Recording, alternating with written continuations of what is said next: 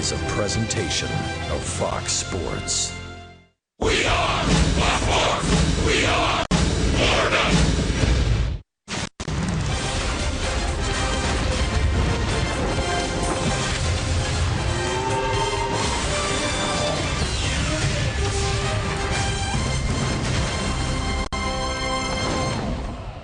Absolutely gorgeous in South Florida right now.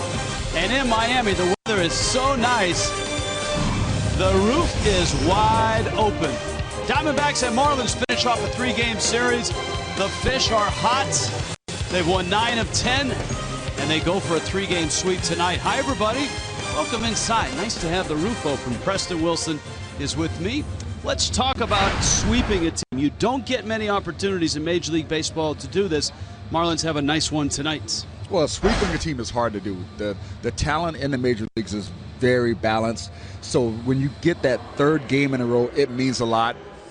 So Marlins got an opportunity to take advantage of this, and Adam Conley is going to be key tonight. The key for the Marlins in winning 9 of 10, there's a lot of them. I mean, take your pick. Here are the ranks. Go to the far right column, National League ranks. Now, the ERA for starters and bullpen would be a lot lower. In the one loss, remember, the Marlins gave up 14 runs, but obviously a very balanced attack. What I really like is the batting average that's just a tick under 300, the 364 on-base percentage, and the slugging percentage that's almost at 500. That means you're getting contributions from up and down the lineup. Every day it's a different guy, and that's when you have team victories. Nice. In the midst of this run, where the Marlins have won 9 of 10, they almost had a little history. Miami has 5 no-hitters in their history. They almost had their 6th. Adam Conley left at 116 pitches in the 8th inning in Milwaukee. What did you learn from him watching this Milwaukee game? He looked absolutely fearless in that Milwaukee game. He was attacking hitters early, going after them, throwing a lot of fastballs, and they just couldn't pick it up. Adam Conley has that Chris Sale kind of delivery where he slings it kind of 3/4. The ball gets on top of the hitters in a hurry, and they really have a hard time picking the ball up off him. Miami has a great opportunity, a chance to sweep the Diamondbacks here. Selfie time. Yeah, we'll talk about last night. Oh, man. Marlins and Diamondbacks are coming up.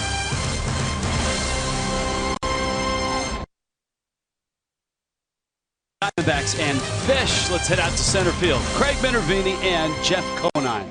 Thank you, Rich Walton. Good evening again, everybody. Marlins will go for the sweep, try to sweep the Snakes right out of South Florida here in the game tonight. Great defense last night, and as great as some of the Marlin defensive plays were with the Stanton throw and Dietrich over at first, the catching of Romuno, Brandon Drury had the play of the game.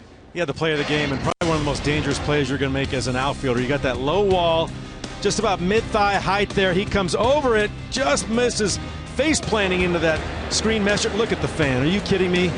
Let's get the selfie with Brandon Drury. I don't think he knew about it, but look at that. That's quick thinking right there. He knew about it today because Blake Mathese became a pretty big story, especially in Phoenix, where he did not interfere with Drury, and today he was invited out to catch some BP and got a chance to meet Brandon Drury, watching him close up. He also appeared on the Arizona Diamondbacks pregame show with the great Jody Jackson as well on Fox Sports in Phoenix. And look at that, Drury took a selfie. A post selfie. That's pretty good. I was watching Kevin Millar's show, and he actually had video of it too. He actually took a video as he was getting up from that catch. I'm like, that is quick thinking. That's today's generation, amazing. though. It is. Let's get the selfie. And the past generation would have gone for the baseball. Yes, now you go for I want photo. the baseball. Now I go for the selfie. But it turned out to be a fun moment here in the ball game for the Marlins. He got his 15 minutes of fame. He got his fame, absolutely. And the Marlins won the game. They'll take that 4-3. We'll see if there's any selfies in store tonight in Game 3 of this series. Next.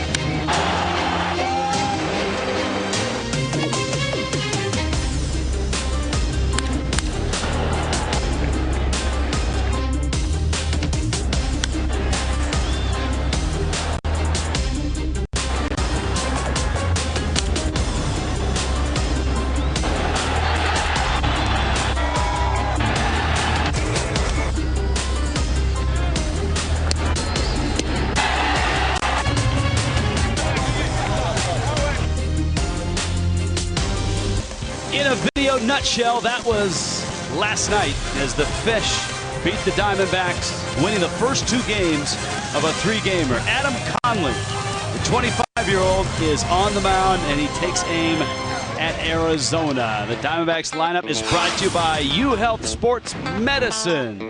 Preston Wilson. Jaden Segura leading off. Brandon Drury, the good-looking rookies, hitting second. Paul Goldschmidt third. Wellington Castillo with the power surges hitting fourth. David Peralta fifth.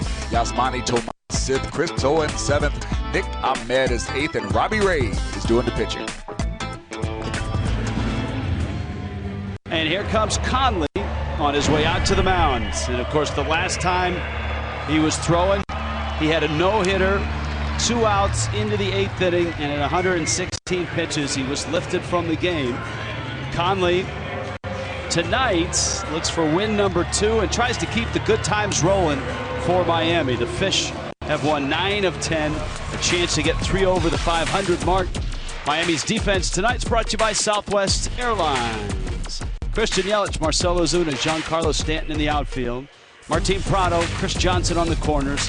Adeiny Echeverria and Derek Dietrich up the middle. JT Realmuto is behind the plate. Justin Bour maybe a day or 2 away with that broken finger. Jean Segura, though, with the sore hip, is in the lineup for the Diamondbacks. All right, the roof is open. The weather around South Florida, partly cloudy, but 81 and not real high humidity. This is just an absolutely gorgeous night.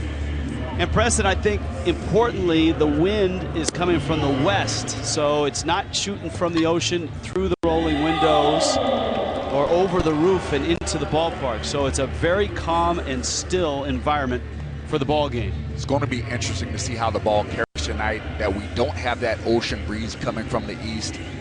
It's going to be nice to see how this ballpark plays, but it's really great to see the ballpark open. Like you said, very low humidity, great weather, and I'll tell you, this is a great night for some baseball.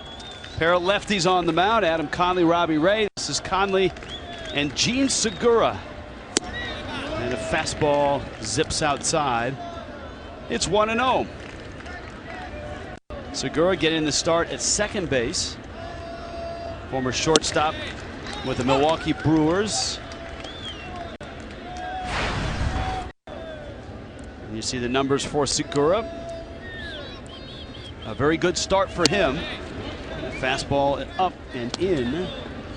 Segura starts the night 6th in the National League in hitting. And 2nd overall in total hits.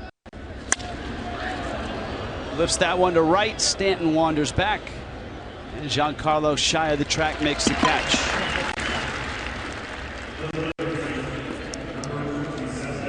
That brings up Brandon Drury, with Paul Goldschmidt also due up.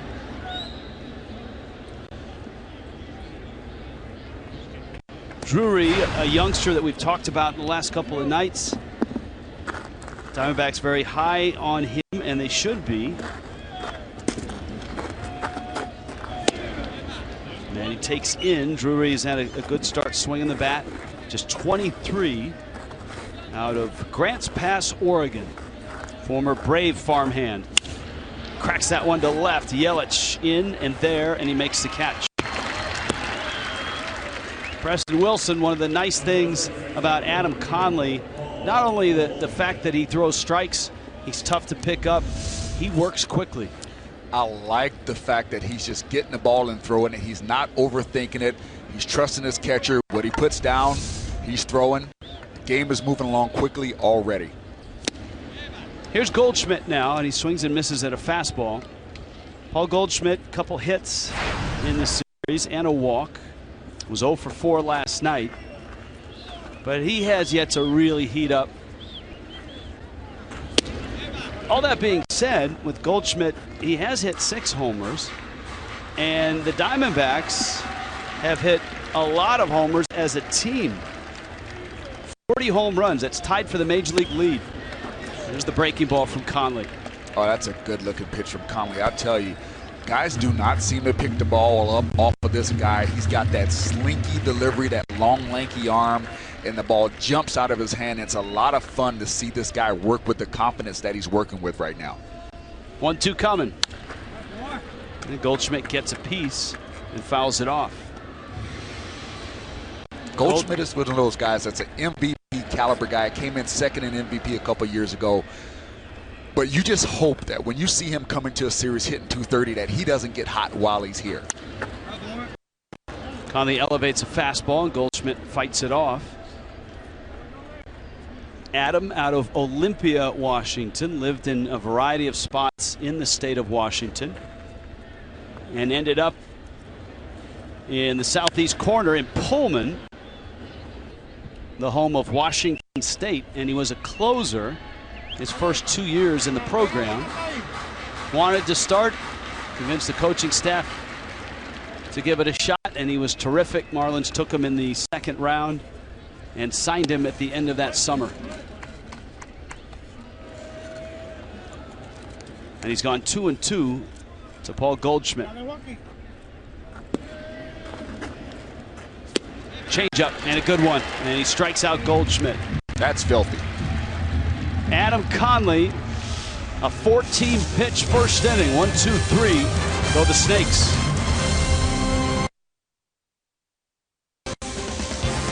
Is a presenting sponsor of Miami Marlins baseball.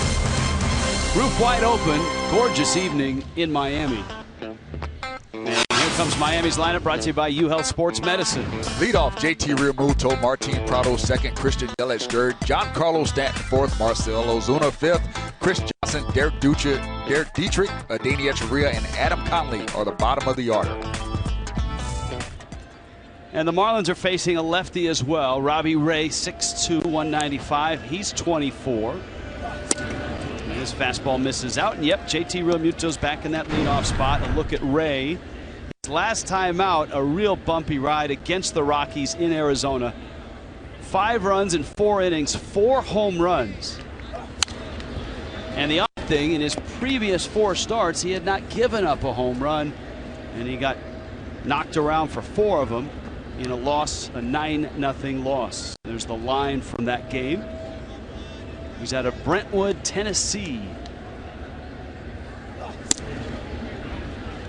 And Realmuto takes away. JT Realmuto said when he was promoted to the leadoff spot, I'm not changing a thing. Not going to get up there trying to walk. Not going to get up there thinking I'm a leadoff guy. If I see the ball and can hit it, I will do that. And so far he's done it. 9 straight Realmuto has hit it. 19 hits in that 9-game hit streak. And he's pumped his average up to 329.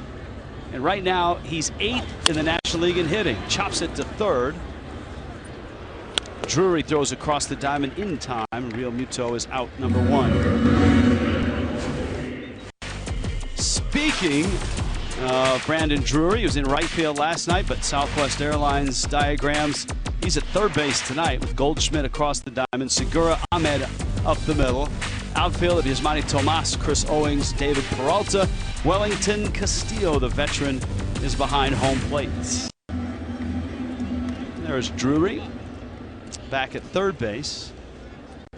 And here's Martin Prado. Prado 1 for 9 in this series. His hit streak came to an end last night. And amazingly for Prado, of all the games he started this year, he had a hit until last night. The only start in which he didn't have a hit. So the 8-gamer is gone. And that's a 2-hopper out to the shortstop. Ahmed has sparkled defensively in the series. And with 2 outs, we scout Robbie Ray. Robbie Ray, hard-throwing left-hander. Not too often your Little League team ends up being the same name as your Major League team. Is a Little League Diamondback. Anibal Sanchez went on a DL. That's how he got his first Major League start. So he's thanking Anibal Sanchez, and he throws a lot of heat, mostly low 90s. They have to make sure to keep him in the zone. That's been the bugaboo. He'll lose control every now and then, run up a high pitch count, but this is a good young left-handed arm. 95 miles an hour, the fastball to Christian Yelich. Yelich, couple hits in the series, including home run number 2 on the season. And Ray snaps off a slider for a strike. It's 0-2. The Nationals drafted him in 2010, traded him to the Tigers in the Doug Fister trade in 14. That's where he ran into Anibal Sanchez as a teammate. And then in a three-way, he was traded to the Diamondbacks. The big piece for the Diamondbacks was Didi Gregorius going to the Yankees. That's a gorgeous pitch. Fastball right at the knees with 96 on it. Scoreless ball game in Miami. Béisbol está disponible en español a través del SAT y es presentado a ustedes por Kendall Toyota y West Kendall Toyota.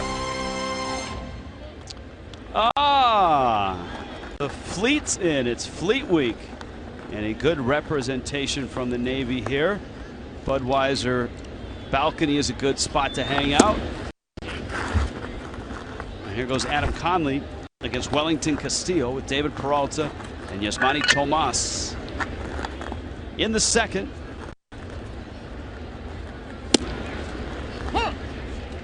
And a strike to Castillo. Conley a 1-2-3 first. He struck out Goldschmidt to end it and had a couple of fly ball outs to start it.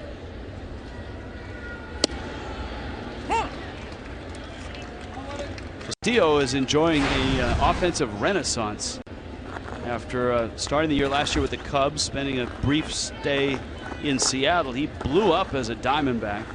17 homers, 13 doubles in just 80 games. And Conley strikes him out.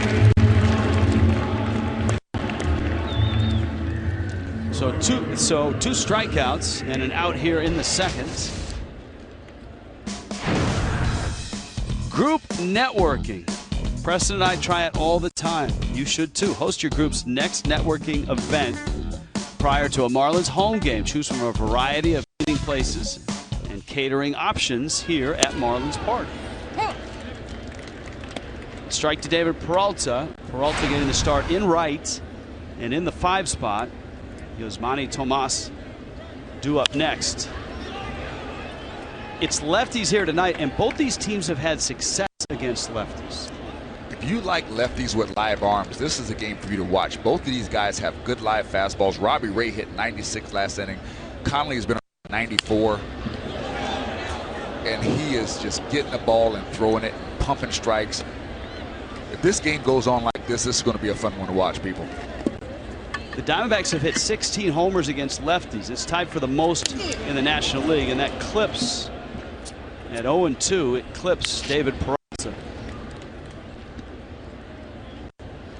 And I'm sure some of you at home noting that Conley has 4 outs here and has not given up a hit, has completed his no-hitter that he started in Milwaukee and was unable to finish. Wow, that just got the tip of that little elbow guard of Peralta. That was a slider that just did not come out of his hand well. Let it go early, stayed inside. I want to see if the tempo continues to be as good as it was with a man on base as it was with him through the first 2 batters when nobody was on. Conley's pretty simple. I mean, that's, I think, one of the beauties of his delivery, and teams are forever tinkering with tall lefty delivery. You know, Randy Johnson probably the poster child for that, the Hall of Famer who went into the Hall of Fame as a Diamondback. And Conley grew up watching Randy Johnson pitch. And there's been comparisons to that delivery, to Chris Sale's delivery. That changeup with that whipping arm action is a really good pitch. If he can maintain that arm motion, that looks just like his fastball. Hitters can't pick that up. The arm speed is the same as the fastball. The grip is just different, and that slows the ball down. And that's a really nice delivery. Nice pitch by Adam Conley. And a fastball strikes out Tomas. That's another example. A 93-mile-an-hour fastball with his delivery and arm action. Hitters will tell you it looks 95, 96. It's unbelievable how much hitters have trouble picking up the ball out of his hand. That ball is by a fastball hitter, Yasmani Tomas. That ball is absolutely in the mitt before he gets that swing off. I'm really enjoying Adam Conley tonight. throw to first.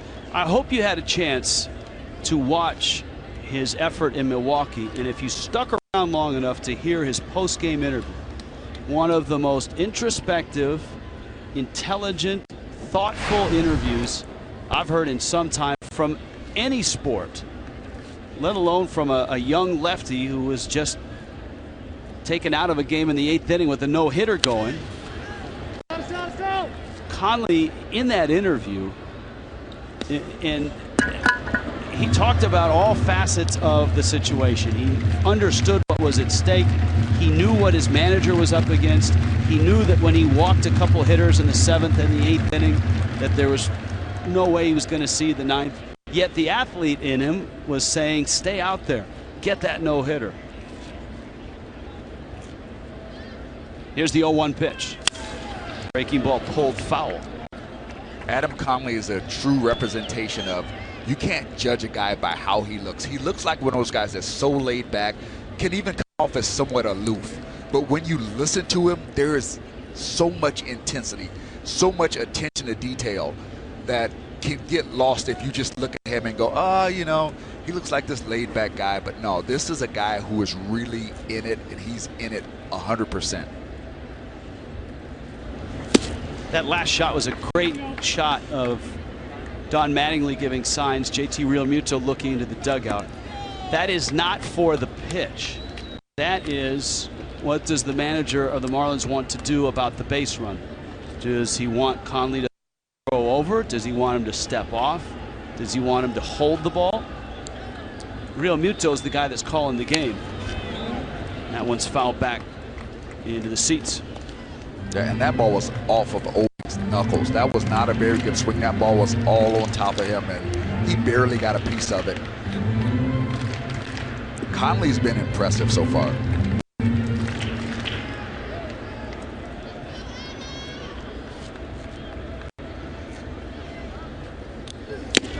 Fastball struck him out. Adam Conley's dealing again tonight. 4 strikeouts on the night, 3 of them here in the 2nd. Castillo, Tomas, and Owings.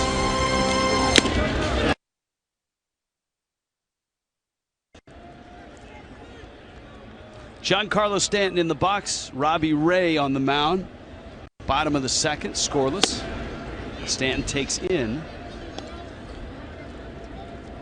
Giancarlo has helped propel Miami to wins in 9 of their last 10 games. When his bat's going, everybody follows. And last night, if you followed this one, it landed 436 feet later. To straightaway center, Ray misses away. It's 2-1. During the streak, 6 homers. And remember, the Marlins won the game that Stanton did not play in the 10 games that Friday night in Milwaukee. Fastball's up, and Stanton walks. So Miami has a start here in the 2nd. Marcell Ozuna and Chris Johnson will follow. Chip Hale, who, remember last year when the Marlins had just let Mike Redmond go and Dan Jennings took over as manager, the first team in was the Diamondbacks. And Chip Hale and the Diamondbacks wiped out the fish, swept them. They were aggressive. They stole a ton of bases. It was one of the low points, certainly, for the Marlins last year. Well, the Diamondbacks are a good young athletic ball club. Every position that they have athletes. They run well. They're aggressive on the base paths. They still have a little learning to do, but this is a team that I would think in a year or 2, teams are going to be afraid to play. Pitch misses into Ozuna, and it's a ball and a strike. Marcell, 3 hits in the series, including a home run. And it was his home run that started the Marlins back in that comeback in Game 1. They were down 4-1. Ozuna hit a 2-run shot. Miami would win that game. And he chases a breaking ball in the dirt. It's a lot of fun to watch Ozuna gain confidence after the year he had last year. To see his body language, to see the way he's carrying himself now. He looks like a guy that believes he's a big league ball player and a guy that can be an impact big league ball player. Ozuna center field. Owings going back, looking up, and he makes the catch, tagging is Stanton on his way to second, and Giancarlo is in. That ball almost looked like it got in on Ozuna, and he just hit it 405 feet. Well, when guys let the ball get deep, you get those results because you have your full strength behind it. When you're out front, you end up losing that power, but when the ball gets deep and you still get the barrel on it like Ozuna did right there, you're still going to produce some power and get the ball deep in the outfield, and that ball was struck very well. It was like the double that JT Realmuto hit last night. That ball was middle in, but he got the barrel on and he hit it in the gap for a double, and there was no chance to catch it. Same thing right there with Ozuna. Great heads up by Stanton. He's in scoring position now with one out, and Chris Johnson up.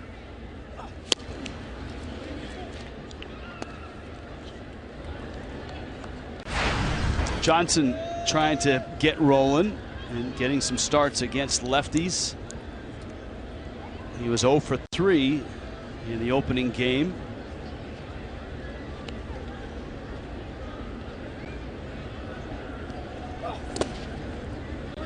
And Ray misses down low.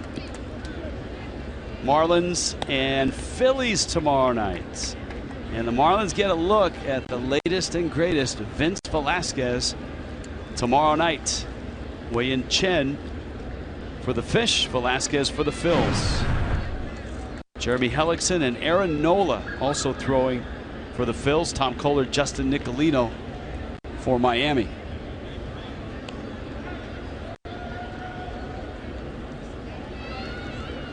Stanton not going anywhere. Chris Johnson is one of those guys that if he gets rolling, he can add a lot of depth to this Marlins lineup. He's a veteran guy. He's had some good years in the big leagues. He's been around a little bit. He's one of those guys that when he gets going, he shoots that right center gap very well, uses the whole field, and he could be a big piece. Especially against left-handers, his career numbers coming in to 2016, a .314 average and a .436 slugging percentage. Missed that changeup, and it's 1-2. Naples, Florida guy, so he's close to home. Don Mattingly would love to see him get going.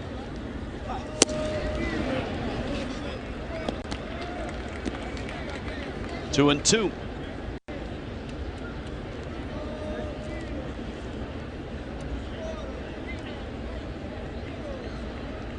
See Ed Hickok, who had a supporting role in the telecast last night, behind the plate, calling balls and strikes.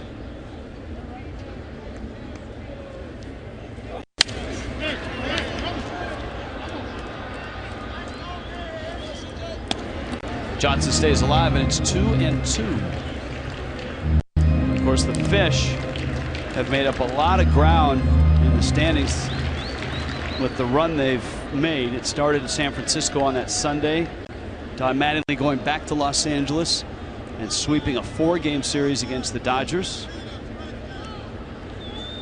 Johnson needs one of those ugly hits right now, like a blooper over second base or something like that. He needs one of those ugly hits to get himself going. He's been having some tough at-bats, but he's also been being pitched very, very well. The game with in LA against Kershaw. lefty Kershaw did not miss a spot against him all night. He needs to get a little bit of luck. You know, when you're struggling like this, sometimes it's those ugly hits that can get you going. Stanton still waiting patiently at second. One out and a 3-2. Got him. 89 miles an hour. Not sure if that was a sinker, a cut. Oh, that's a power changeup at 89 miles an hour. That's a really hard changeup. Good deception. Chris Johnson didn't pick it up. Hey, Robbie Ray's got some talent. He's got a lot of arm strength. The one thing that the Diamondbacks get concerned with him is the pitch count sometimes runs up, and sometimes he has trouble finding the strike zone consistently, but there's no questioning the talent, the arm strength of Robbie Ray. Now Derek Dietrich. Breaking ball is a strike. Dietrich getting the start against Ray. Now Mattingly wants to get Dietrich starts against lefties. Select lefties though. Patrick Corbin, his numbers against lefties really, really good. So Dietrich got game 1 off. Swings over the breaking ball. It's 0-2. Well, I think Dietrich matches up well against Robbie Ray because Robbie Ray's best pitch is his fastball and Dietrich is a fastball hitter. So he's one of those lefties that's going to match up a little bit better with Dietrich. If you got a guy that's more of a changeup slider guy, those guys might give him more problems. But I think this is a good matchup for Dietrich. Dietrich, center field. That's a base hit. Here comes Stanton. Up with the ball is Owens, and the Marlins are on the board. That wasn't a fastball he hit. 88 miles an hour, 89 miles an hour. Looked like either a slider or a changeup. Something that Dietrich did a good. That's a slider. Dietrich stayed on it. You see the grip there. See the slider spin. It didn't quite get down. Dietrich does a good job of staying on it. Gets himself a single into center field. Picks up an RBI. Very nicely done. You know, that last replay is a great illustration of what hitters use to delineate between a fastball and a slider, and that is the red dot that appears in the middle of the baseball with that slider spin.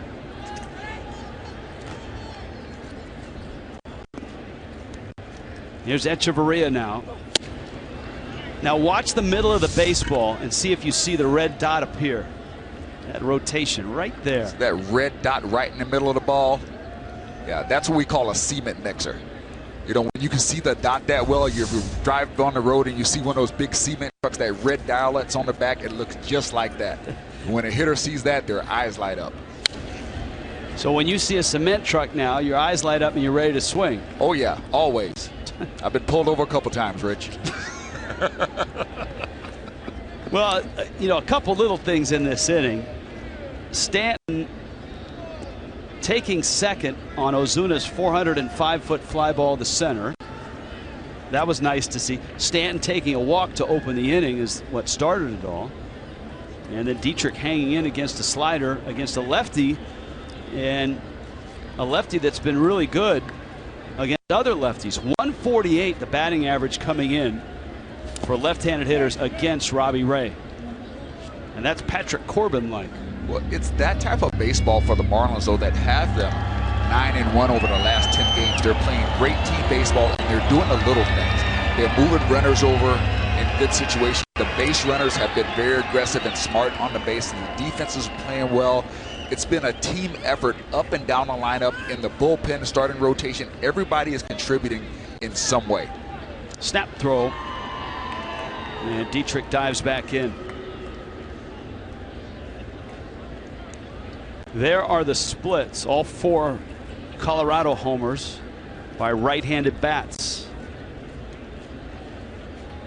As we told you, both these teams hit lefties well. Arizona's on that list. Arizona has hit more homers against lefties than all but one team. They're tied for first, and the Marlins, you saw that average. The Marlins have a 289 average against lefties. Colorado and Pittsburgh are higher.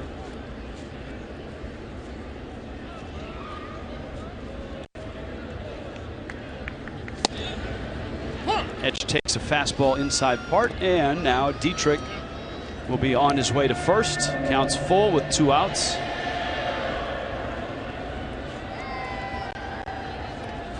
And that will help if Echeverria is able to put a ball in the gap.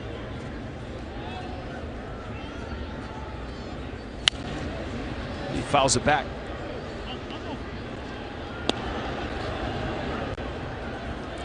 The Marlins are hoping to get one in the gap with that base running, and the Diamondbacks are hoping to get this out right here so they can have the next inning with the pitcher leading off. That's always an advantage. Dietrich running again. 3-2 coming.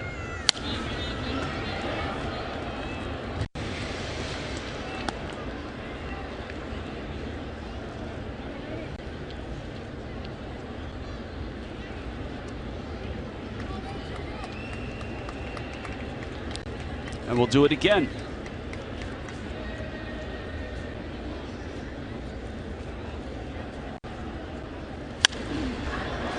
This one in the air to right.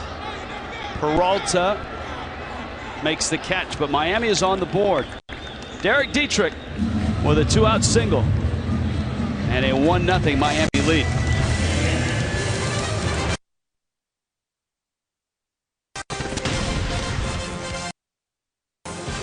Marlins baseball on Fox Sports Florida is brought to you by the all-new 2017 Chrysler Pacifica, by Publix, where shopping is a pleasure, by your local Toyota dealers, Let's Go Places, and by Southwest Airlines. Transparency, low fares, nothing to hide. That's what happens when you swallow at the exact wrong time, Preston. Yes, I was watching you struggle through that. Man. I didn't know if you were going to make it. Oh, man, I almost needed the Heimlich right around Chrysler. Fastball from Adam Conley misses out. Nick Ahmed with Robbie Ray and Gene Segura in the third. And Adam Conley's been terrific in these first 2 innings. And his fastball misses up to Ahmed. And the count 2-0. 4 strikeouts, a walk.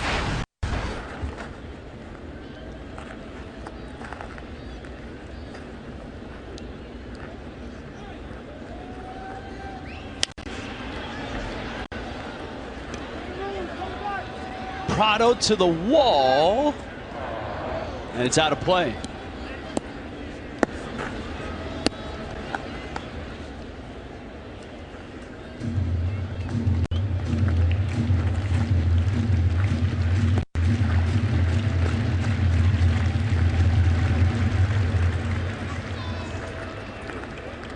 Diamondbacks going with the grays with the little snakeskin pattern on the sleeves and on the bottom of the pants. Here's a 2-1. Foul back. They may have the most uniform combinations of anyone in the league. Yeah, it reminds you of a couple clubs way back in history. The Pittsburgh Pirates, of the We Are family, and the Oakland Athletics of the 70s. Who had many combinations, both those teams. The Pirates had the all black, they had the gold. Yes, pinstripes. They had the pinstripes, they had the all whites. And you never knew what they were going to trot out. And one of the hard things in talking to some of the Diamondback players is making sure you got the right combination. Got to have the right cap on. Make sure you've got the right top and bottom. Conley's fastball is fouled out of play. All the different looks, Coors Light Cold Hard Facts. 8 new uniforms. The gray that they're wearing, the primary gray, they are 3-1 with these grays. Liner to right, Stanton's over, and he reaches up and makes the catch. He got a tremendous jump on that ball. Great job getting a jump on that ball by Stanton. And we get a jump down below to Craig Minervini. Craig? Thank you, Rich. It was a bad hop off the bat of John Jay in spring training in 2014 that fractured Derek Dietrich's nose. He's been battling back defensively ever since. You know, I don't know what that getting knocked in the face, how much that really played, maybe, you know, unconsciously or subconsciously or whatever, however you want to say it. But, you know, I've moved way beyond that, and you know, I've been pretty happy with the way I've been playing defense, third base, second base. You know, I've really grown a lot as a defender. Infield coach Perry Hill has worked very hard with Dietrich, who has looked quite smooth. Don Mattingly told me that he likes the way Dietrich's been playing defense, even at first base too. And now with the opportunity, with D. Gordon out for a while, Dietrich able to get that bat in there. Last year they really worked his bat in the outfield, as you recall, guys. But because he can handle himself defensively now, the Marlins not afraid to use him in the infield positions. All right, thank you, Craig. Down goes Robbie Ray. To both Craig and to Preston, if there's one spot on a diamond that scouts love to draft, it's shortstop. And that's what Dietrich was at Georgia Tech. He was a shortstop. And many feel that if you can play shortstop, you can play anywhere on the diamond or in the outfield. Well, it's a demanding position. You have a lot of responsibility. You have a lot of range to cover at shortstop. So usually those are your most athletic guys. Almost every guy that's right-handed that plays in the big leagues at some point in high school played shortstop. You know, those are your most gifted athletes. And Dietrich has come a long way since that injury from that ground ball a few years ago. You know, I know sometimes when you're a player, you don't want to admit that something bothers you, but in my opinion, you could definitely tell that hampered his progress, taking that ball off the face, and it's good to see him. Dietrich has this one. Battle back and come back from adversity. He looks like a much better ball player now. Adam Conley picking up where he left off in Milwaukee. 1-0 Miami.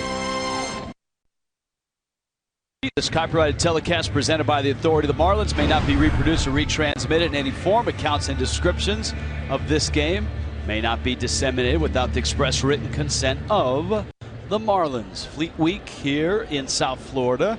We had one sailor working our left field camera early today in batting practice, getting up close to pregame. Adam Conley, JT Realmuto, and Martin Prado. Conley smokes one. Whoa, Ahmed with a pick. He is dazzled, hasn't he, the whole series. That's as well as Conley's hit a ball. And Ahmed made it look easy. Nick Ahmed is one slick field and shortstop. Look, that play is not that easy. He picked that on the run and fires a bullet to Goldsmith at first. The Diamondbacks have some athletes, and Nick Ahmed is at the top of that list. That's a heck of a play. JT Realmuto now with Martin Prado.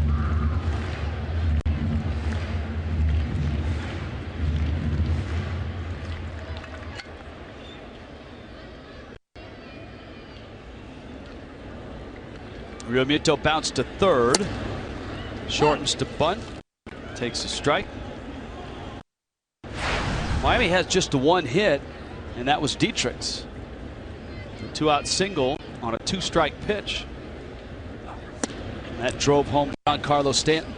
That's not how many you get, it's when you get them. That came at the right time, man in scoring position, 2 outs, 2 strikes, and he was able to find a way to get the job done.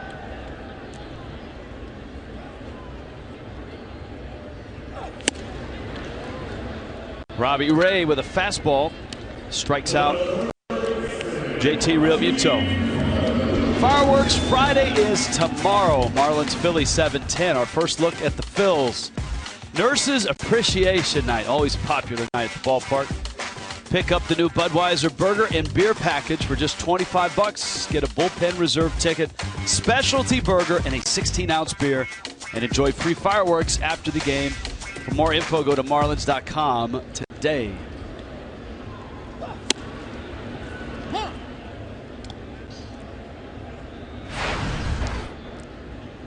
Strike to Prado. Martin bounced out back in the first.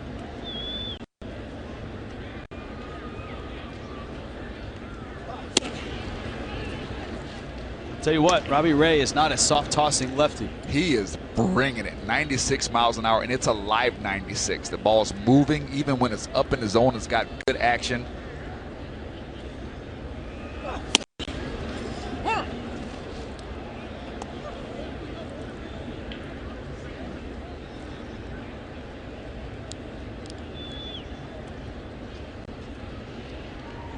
Here's 1-2 to Prado.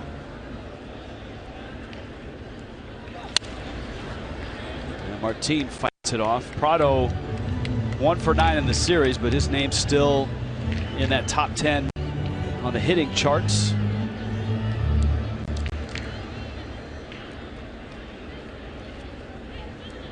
Prado checks in third at the start of the night. Drives it left center field, hits it pretty well. Owings on the run, and he gets there and makes the catch. Cuts it off in the gap. Robbie Ray is settling in, and we're glad you are as well. It's 1-0 Miami.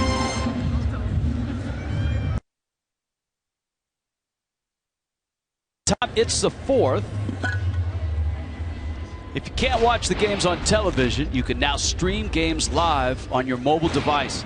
Just go to your app store, download the free Fox Sports Go app, log in, stream the Marlins wherever you go. Roof wide open, Marlins and Diamondbacks. You like the Magic City shirt? He can watch the game and watch the game, right? He could stream it right on that phone on the Fox Sports Go app while he's at the ballpark. How cool is that now?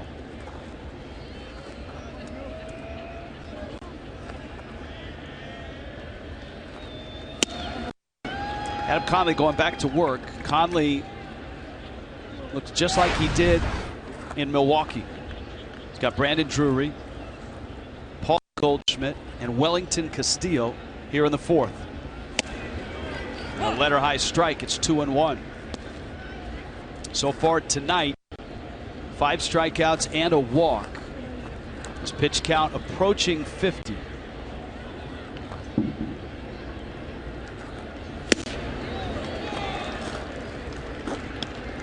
One of the hard things about throwing a no-hitter in this day and age is that pitch count, and it's foul balls that do you in.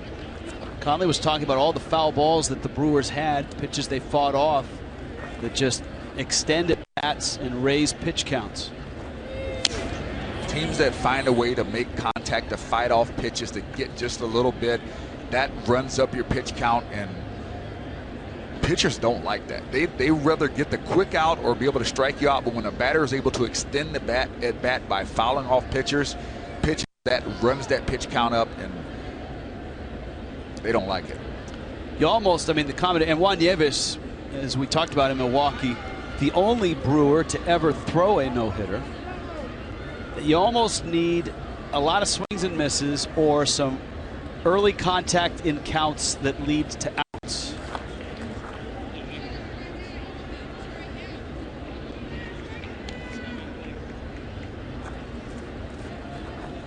Two balls, 2 strikes. Drury at third base tonight for the Diamondbacks. Diamondbacks head to Atlanta after the ball game. As we talked about, the Marlins and the Phillies tangle for the first time, and it's going to be interesting to see the Phils, who have certainly surprised a lot of people. Vince Velasquez tomorrow night. Chopper third, backhanded, Prado long throw, and a good one. Nice play. Drury is out number 1. South Florida Honda dealers get you ready for Wei-In Chen and Vince Velasquez. Phils and Fish. We'll chat with Don Mattingly. The weekend series begins with Craig Minervini and Jeff Conine out in their little spaceship in center field. I saw some of the sailors out there checking out the set.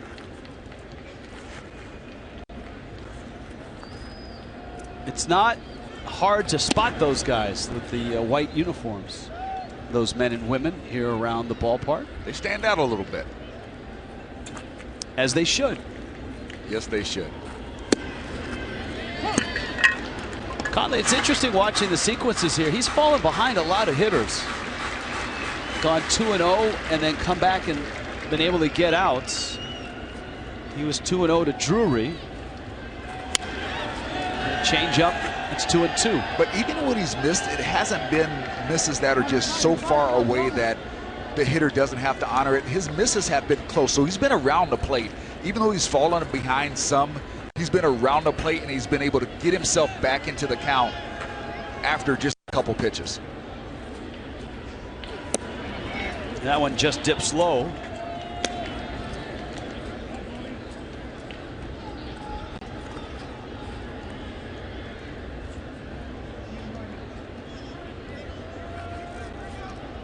Three-two coming. And Goldschmidt, one of those guys that's really good at chewing up pitch counts. Just gets enough on that to stay in the at-bat. A rare power hitter that has a short swing. Usually guys that produce power have more of a long, winding kind of swing. He's got a really short stride and a short stroke. Right center field, Stanton has a line on it. Giancarlo makes the catch. And again, Conley falls behind 2-0, comes back, makes good pitches, and gets an out. But a deep count out. We talked about a pitching matchup of Chin and Velasquez coming up. Chin has been pitching very well for the Marlins. Velasquez, he's one of those guys that if he gets on a roll, I saw him pitch a complete game earlier this year. He was throwing 98 miles an hour in the 9th inning. So if you like pitching, tonight's a great night, and tomorrow night is going to be good as well. Yeah, the Phillies, the East is certainly a beast right now. The Phillies are 4 over coming into play today. The Marlins 2 over. Top heavy with Washington and the Mets a game and a half behind the Nationals at the top of the division.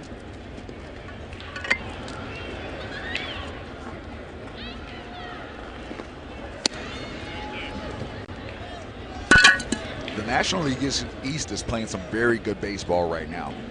Phillies are playing well. Nationals and Mets are you know, pretty much what everybody thought they'd be.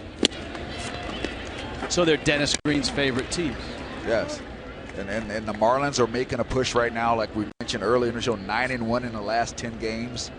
Phillies did get shut out by Jaime Garcia and the Cardinals 4-0 today, so they're 16-13. That one popped up almost up here.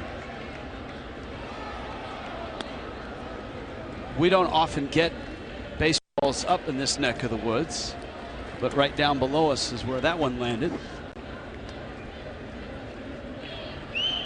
It pays to be in a suite tonight.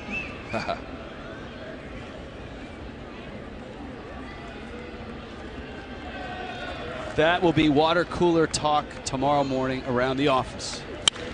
That's smoked into left field, and Wellington Castillo has the first hit of the night for the Diamondbacks, and the first hit that Conley's given up in almost 2 weeks. But I like how aggressive Conley's being. He's saying, here you go, hit it. If you hit it, fine, but I'm not going to walk you. I'm going to make you earn your way on. He's working quickly. The defense is staying in the game. And when you're playing behind a guy like that, you love it because there's no lulls. There's no down moments where you're just waiting for some action.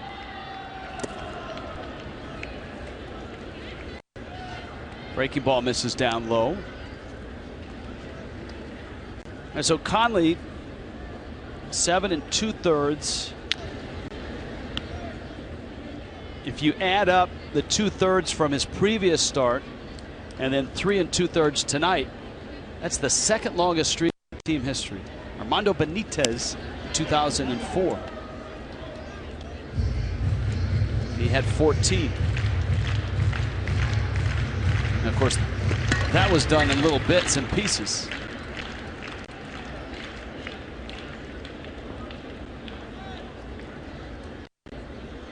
Was never sure if it was Benitez or, as Jack McKeon would say, Beniquez. Trader Jack, he had a few names for some people that weren't quite their actual birth name. Juan Encarcerón. That was definitely a favorite.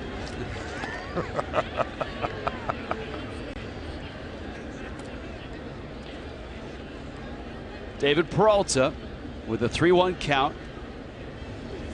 And Conley's lost him. Real Muto out to talk to the Marlins starter.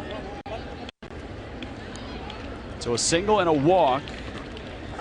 And a dangerous hitter in Yasmani Tomas is coming up. Tomas has been one of the best in the National League against lefties. 4th in the National League with a 400 average and an OPS on base plus slugging of over 1,200. This is the first adversity Conley's faced in this game. Yasmani Tomas is a different kind of righty, though. He's a guy that you actually want to elevate the ball a little bit. He's very good down in his zone. He's very good away. You're actually better off pitching him a little up in his zone and tying him up a little bit with your fastball. Foul back. That's right. That's right where he wants it. He wants it down and out over the plate. Where Tomas wants it. Yes, that's right where Tomas wants it. He wants the ball down and out over the plate. He's got great power to right center field. There's a lot of the Cuban guys that come over. They really focus on staying in that right center gap, staying through the ball. Buries a slider, 0-2. It's a great pitch. Got it under his hands. Now you can do anything. You've thrown the fastball away, so you've got his eyes out there. You've thrown a slider in, so you've got it down in. Now you can expand up with the fastball or even go another slider in. There's fastball. It's a foul tip, and it's held by Real Muto. Perfect prescription by Preston Wilson, and nice execution by Adam Conley. Conley shutting down the Diamondbacks through 4. It's 1-0 Miami. Marlins baseball on Fox Sports Florida is brought to you by the all-new 2017 Chrysler Pacifica, by Checkers Fast Foodies Know the Deal, and by your South Florida Chevy dealers. Quick tour in the Marlins team store here at Marlins Park. 1-0 Miami on top. Bottom 4. Rich Waltz, Preston Wilson, Craig Minervini, Christian Yelich against Robbie Ray, who's looked good tonight. He misses away with a fastball. He struck Yelich out looking, which doesn't happen all too often. Walks Stanton, and that was his biggest mistake of the night. Stanton would score on a 2-out hit by Derek Dietrich, and that's all the scoring in tonight's game.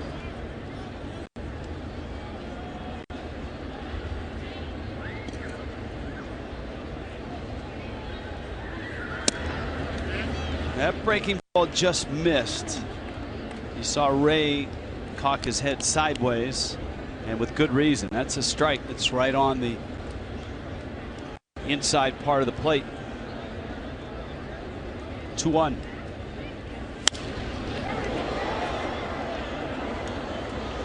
Now the count 2-2.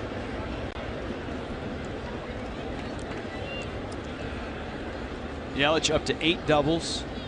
Go with 2 home runs. His second against Tyler Clippard 2 nights ago. Protecting with that fastball. Yelich success against lefties to start the year.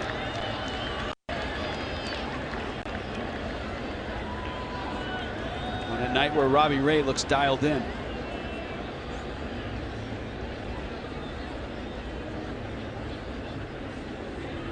Yelich 7 for 16 with a double.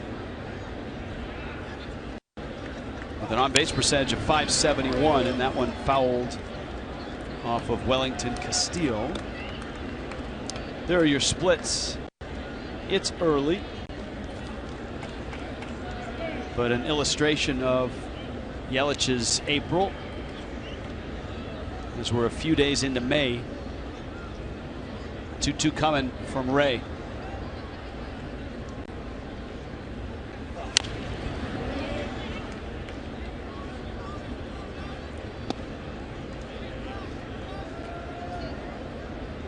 Fox tracks. Pitch 7 was in.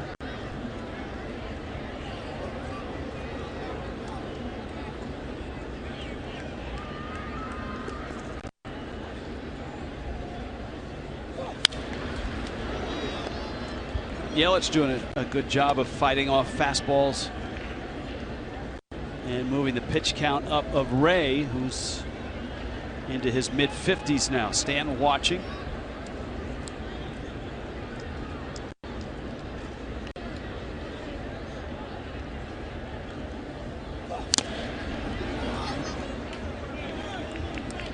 Robbie Ray may be the first lefty that I've seen this year that Yelich hasn't looked as comfortable against. You know, he throws really hard. He's got like that slinky arm action. Ball gets on top of you. And Yelich is great against lefties. And he usually looks really comfortable. This guy seems to be getting on him a little bit. Good take there.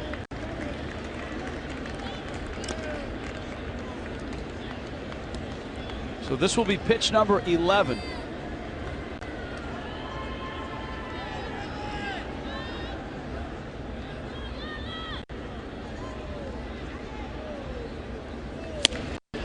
And he got him.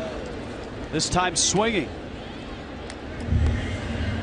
Quite a battle. Ray has punched out Yelich a couple times. Toyota inside look. Giancarlo Stanton, home runs per game against the Diamondbacks all-time, .34. Only Alfonso Soriano better. And of course, Stanton against the West is legendary, not only for when he goes there, but when he plays against teams here. 169 career games against National League West teams, 306 average, 58 home runs in 169 games. That's just over a full season. You know, a full season for a guy like Stanton would be what, 145 to 155. If you're going to get some days off. That one fell into the seats. That was not a very good 0-2 pitch. That was a very hittable pitch that Robbie Ray threw right there. When you get a guy like Giancarlo Stanton in trouble, you do not want to make a mistake over the plate. And he made one. He just got lucky. 0-2. Stanton drives it to right, but it hangs up for Peralta, who makes the catch. Back-to-back, not very good 0-2 pitches. Stanton happened to hit that into the defense, but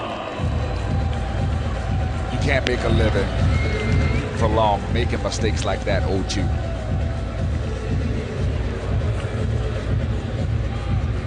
Now Marcell Ozuna. Ozuna 0 for 1. Each team has just one hit. That's how good these lefties have been.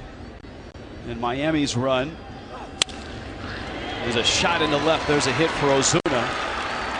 Miami's run helped by that long fly ball out by Ozuna and the hustle by Stanton to get himself in the scoring position for Dietrich with 2 outs. Picks on a changeup right here, stays on it, drives it through that hole. Good balance. See that extension through the swing, stays with the swing. He's hit the ball with authority both times tonight.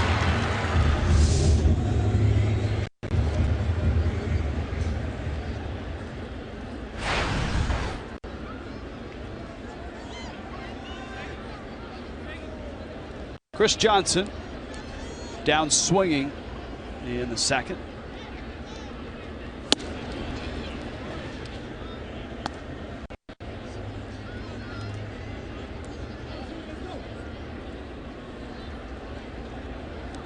It's a pretty good pitch.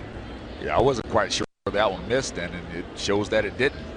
That's a pitch that you almost can't hit, right? 96 on the inner part at the letters. Especially a guy like Johnson, because he does have a loft in his swing, kind of like a lefty. He doesn't have that top to down swing, so that's a tough pitch for him to handle up in his zone and in close to him. Ozuna may be able to handle that ball a little better. Stanton maybe, but Johnson has more of a loft in his swing. Extends the arms and drills it to right. Peralta goes back at the track. It's off the wall. Ozuna racing for third. Relay throw coming home, and he's in there.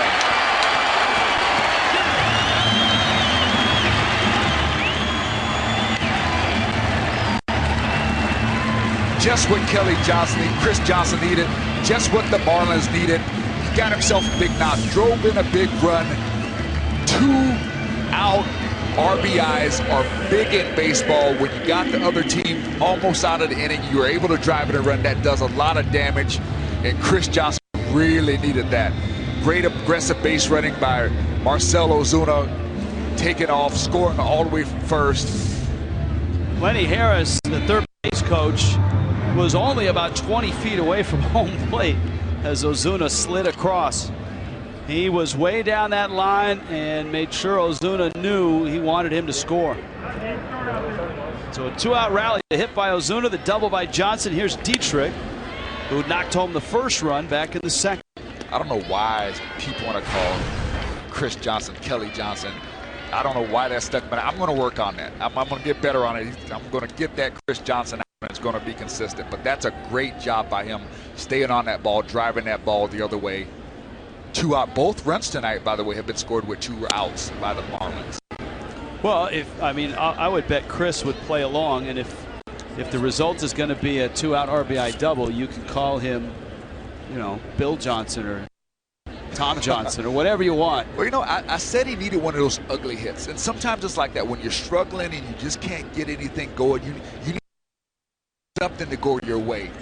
But that wasn't an ugly hit. He drilled that ball. That ball was middle away. He stayed down on it, drove it over the right fielder's head with authority on one hop the wall. That's a great stroke by Johnson. Yeah, it's great to see because, you know, for Chris, he's used to being somewhat of a regular player. And to get spotted back and get started, that's not easy. And so you hope that this is just the start of things to come.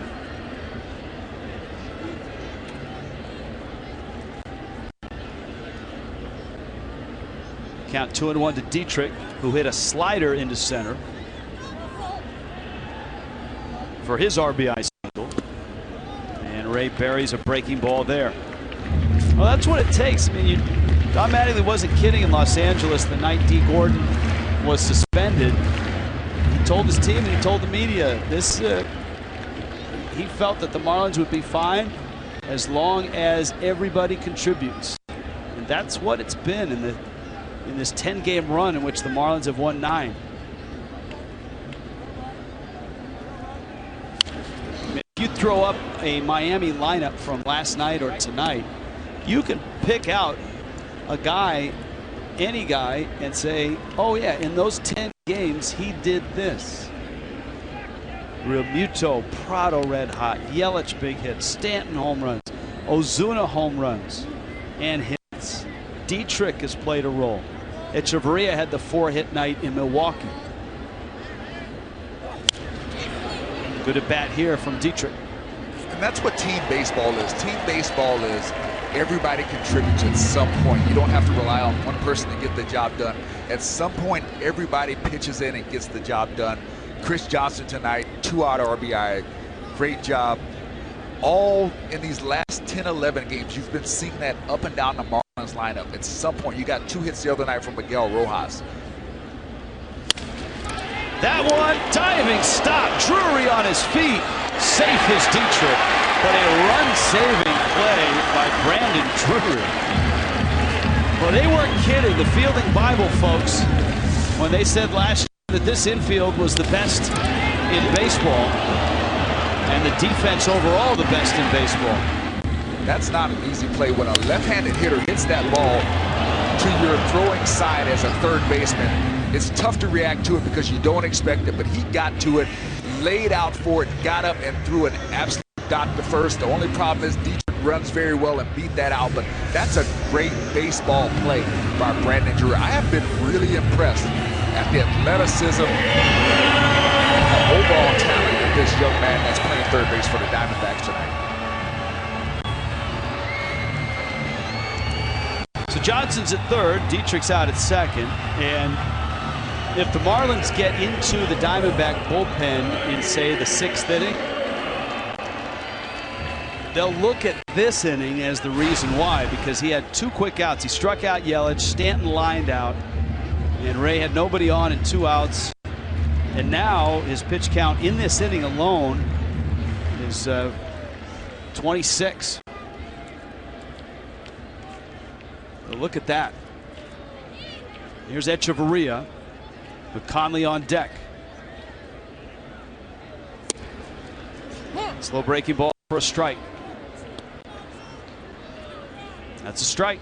That's a good looking pitch. That's a breaking ball that's just barely a strike, but it was nasty. Broke late. Good arm action.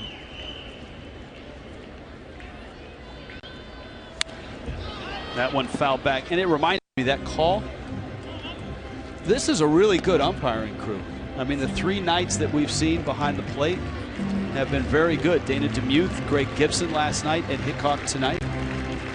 Mike Estabrook is at first base. Yeah, the strike zone have been very consistent from these umpires. Very accurate, which is what they strive for. That Fox Tracks isn't just something we use, they use it as well. Segura has it, fires on over to first. Miami adds a run and leads it, headed to the 5th, 2-0. Leading by the score of 2-0. It is Fleet Week here, 26th annual Fleet Week. in South Florida, and Chief Joe Millard is nice enough to join us with a bunch of his friends here that we pay homage to, over 300 sailors here. Chief, good to have you with us. How's it going so far for Fleet Week? It's great. Everybody's been real hospitable in South Florida, and couldn't ask for a better welcome, better place to come to for Fleet Week.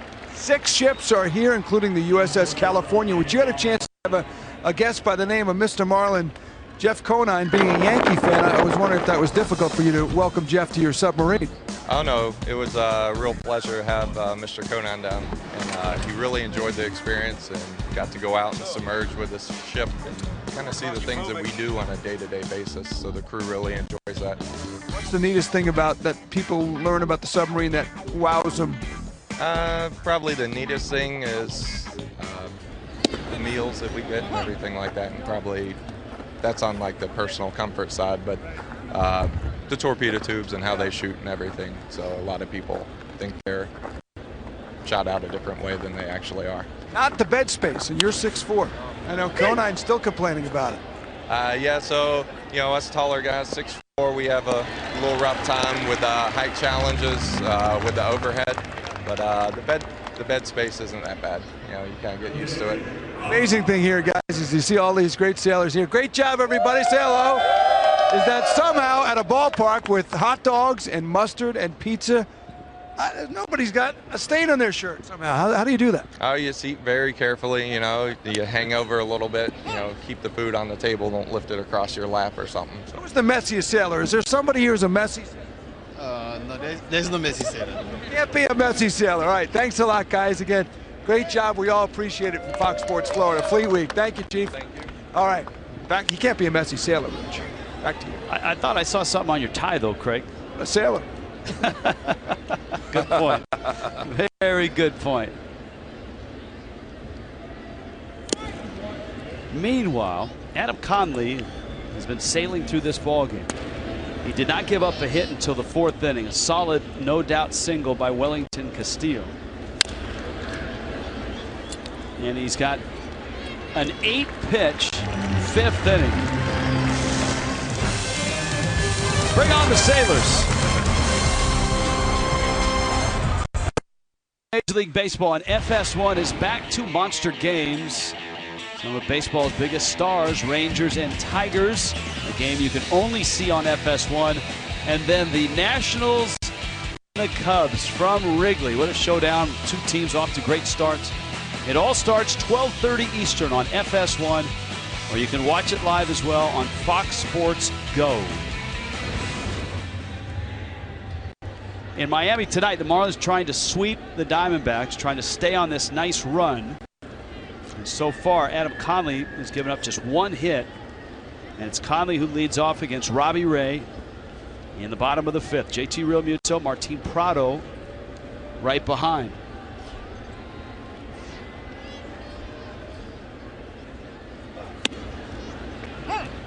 And a strike. Conley hit a seed up the middle. It was speared on a short hop by Nick Ahmed, robbed them of a hit.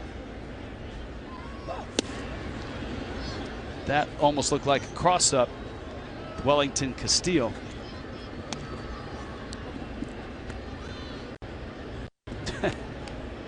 Umpires are concerned when that happens.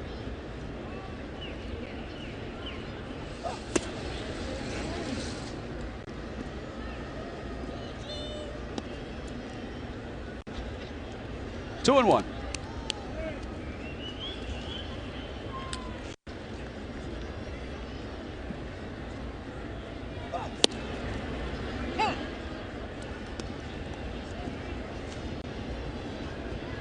Ray and Conley dueling here tonight. Ray has struck out 4, walked 1. Conley has struck out 6. He's walked 1.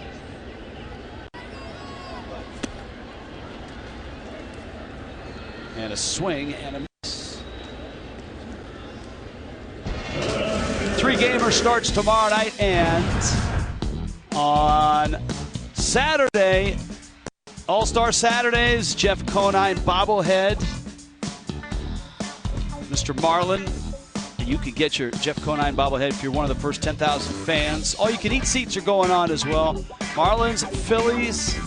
Jeff Conine will make a special guest appearance, and so will his bobblehead. JT Real Muto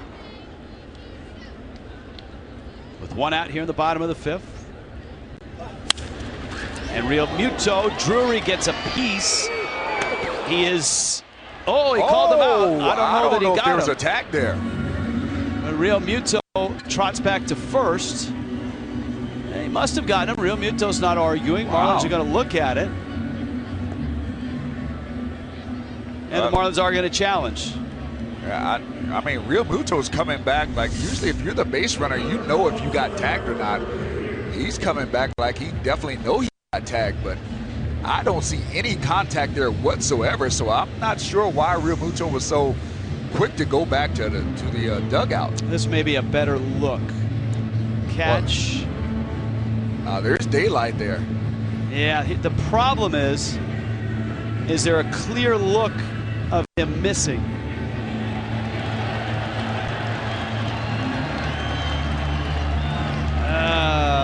Now the shirt is moving as he runs. See if the M moves with the glove going by. There looks like some daylight Darryl had from the side view. I think the side view is the best. If you're looking from the second base looking towards first, that looked like the best view to give you. Now, the important thing here is the original call, and there has to be clear and conclusive evidence that he did not tag him. And while there's plenty of daylight, that initial stab of the glove on all 3 replays doesn't look completely clear. I'll have to agree with you. There is not a definitive look that you can tell for sure, but that look from the left field angle looking towards first base, there seems to be some daylight between the time he catches the ball and tries to apply the tag. And maybe there's another look. Watch the M on his sleeve. Did it move? Clear and conclusive. I'd like to see the shot more from like the left field angle though, to see when he catches it and then when he tries to apply the tag. Let's see if there's some type of daylight in there. Well, oftentimes you can play CSI umpire and watch 2 or 3 pieces of video and time it out that way and see if you can detect. Here's what you're looking for. Yeah, that's the view I was looking for right there. See, I don't see any, like from the time he tries to catch it, unless he catches it and the glove is on his shirt as he catches it, I don't see that he has him. This is a tough one. I got him safe on this one, Rich. Okay.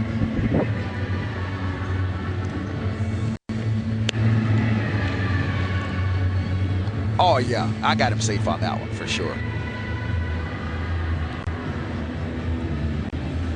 He's wow. Out. I'll bet you this will be a call stands and not a call confirmed.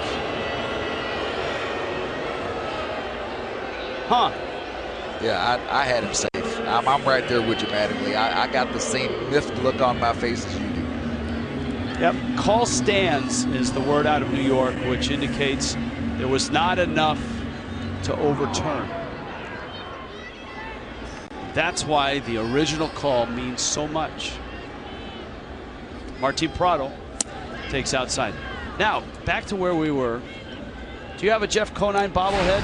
I do not have a Jeff Conine bobblehead. I need to get me one of those.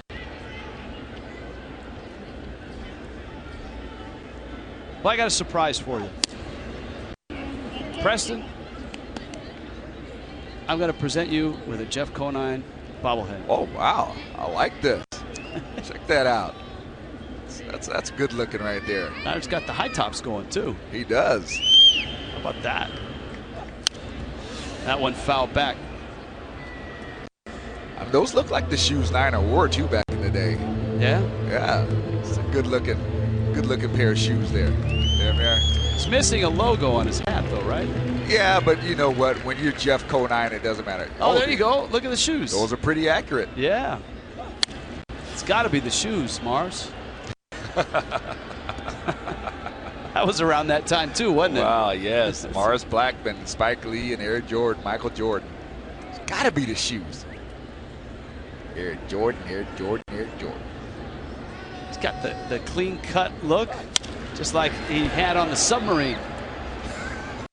Into right center field. And the Marlins are done in the 5th.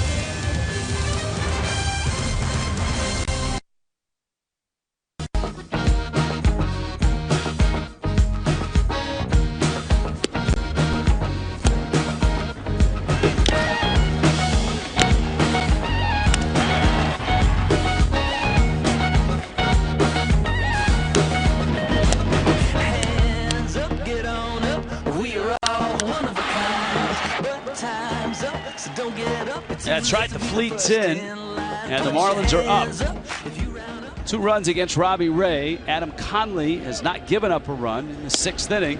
Conley still looking strong. Goes to work against the top of the order for Arizona. Gene Segura, Brandon Drury, and Paul Goldschmidt. And the same tempo which he started the game, working quickly. Conley 6 strikeouts, a walk. And his pitch count just crossed the 80 threshold. And Segura lifts that one out of play. 2 former Milwaukee Brewer middle infielders trying to revive their career, so to speak. Ricky Weeks, whose numbers a little more reviving than Gene Segura.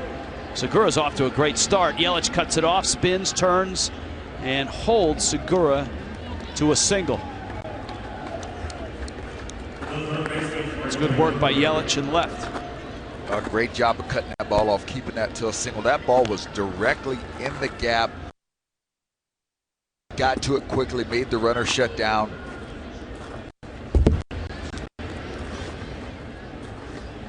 Just another example of the good defense that the Marlins play.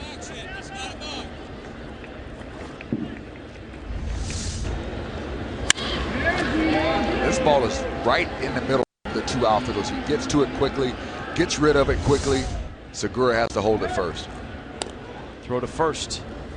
Segura is a base stealer. He's swiped 4 this year. He does have a bit of a hip issue. That's why he was held out games 1 and 2 of the series.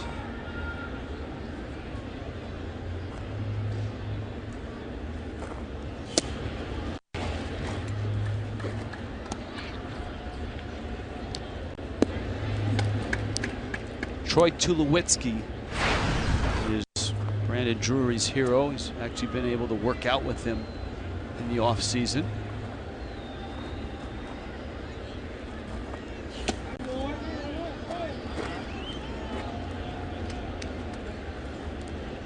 Counts 2-0. Rio Muto out to talk to Conley.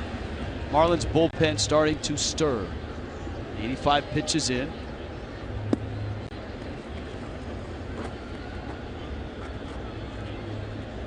The Marlins want to avoid the situation where Conley runs out of gas right away, and that's happened this year.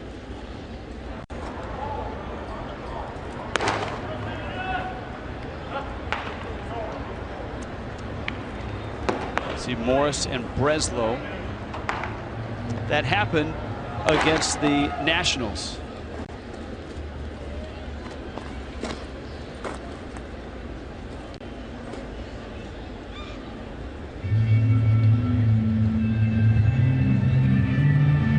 Remember that game against the Nationals? Conley was cruising along when he got into the 7th inning, and after 1 was out, Jason Worth and Wilson Ramos hit back-to-back homers, and before the Marlins could get him out of the game, the Nationals had 4 runs. The bullpen would give up the grand slam to Bryce Harper and a solo shot to Ryan Zimmerman. It was a great look at downtown Miami, right through the open left field wall.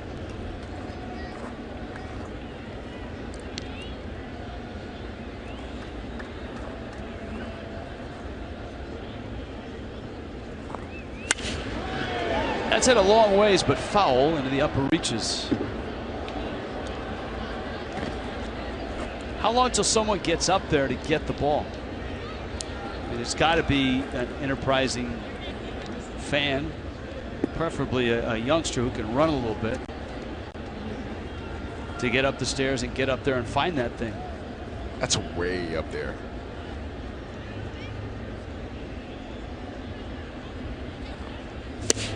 Oh, comes back with a changeup after Drury beat him on the fastball and pulled it. Oh, that's a beauty. Guy jumps out on you on a 2-0 fastball, pulls you up in the upper deck, and you just use his aggressiveness against him. Same arm action, same arm slot. You throw the changeup off that same line, get yourself a swing and miss. Very well done. 2-2. Changeup roller, cut off. Prado gets it out there, and the turn not in time. Prado had to sort of get his shoulders square to make that throw, and it's difficult to do when you're lunging and moving, and he did it to get the lead runner. But he did the right thing. He made sure he got one, took his time, made sure he got one. Knew it was going to be a tough turn. But you get the lead out, help out your defense, help out your pitcher. Showing good range. Don Mattingly is on his way out, and he's going to ask for the baseball. And so Conley is coming out with one out here in the 6th. Kendall Toyota called to the pen. Comes a couple innings earlier than it did in Milwaukee. Paul Goldschmidt and Wellington Castillo coming up. Brian Morris arrives. Brandon Drury is the runner at first for Arizona. So the Marlins bullpen, which has been so good in this series, I mean, last night 4 scoreless to bring home a 4-3 win. 3 scoreless to finish a 7-4 win on Tuesday night. So 7 innings, 5 hits, no runs, 10 strikeouts for the bullpen in this series. And Morris starts with a slider. Meanwhile, up here, the Diamondbacks, you might, I mean, there's 2 ways to look at it. You've got a good right-hander in Morrison against Goldschmidt, but Conley at times was dominating in this ballgame. And Morris ties up Goldschmidt with a good fastball. Good hard fastball in, 93 miles an hour. In on the hands. Great spot for that pitch.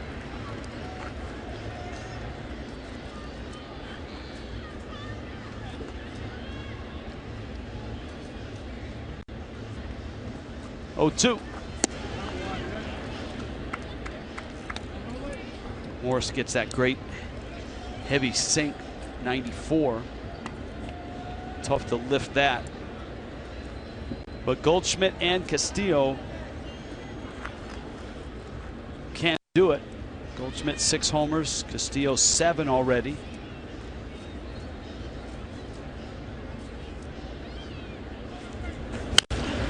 Pulled, Prado, Dietrich.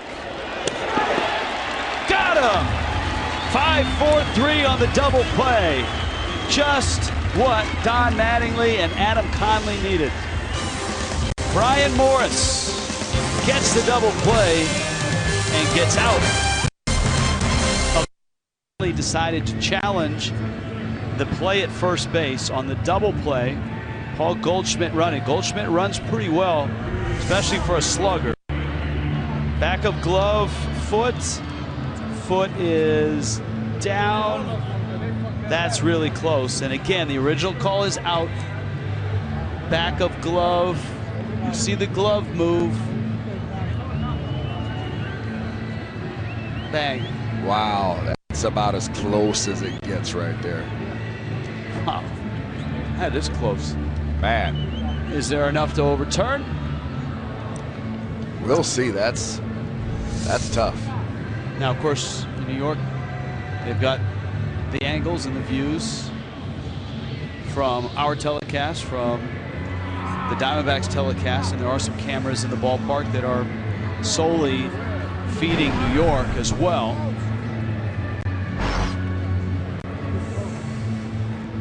All right, and that, you know, that's the other thing. Here we are watching it in slow motion.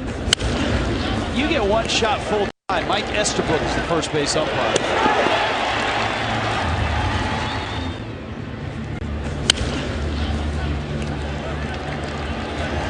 But I think one thing replay has illustrated is how hard that job is. I mean, it's really hard to say, how can an umpire miss a call when you watch replay and how tight the replays are. Sometimes, like the Real Muto play at first, we watched for 3 minutes and couldn't figure it out. He's out. So the double play works. Goldschmidt is out. Back of glove is when the ball is officially in the glove.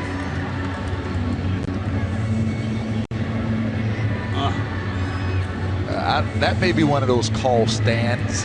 Yes. Because it's just, that's so close. I would agree. And it's not a definitive call to be able to overturn it. But, man, you can understand why Chip Hale would review that or want to get a second look at that. So, the Marlins win that challenge. And we go back to our regularly scheduled commercial. We'll be back. Marlins up 2-0.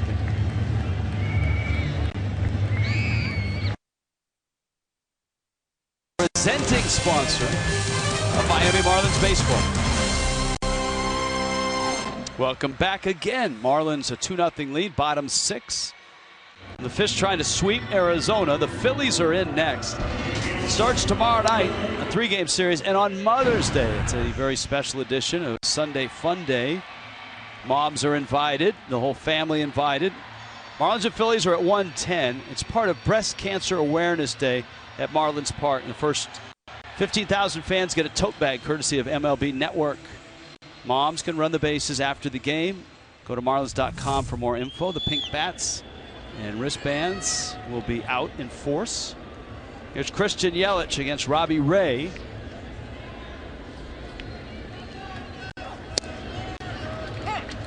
And Ray throws a strike.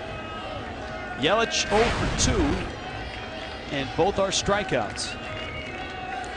One looking, one swinging.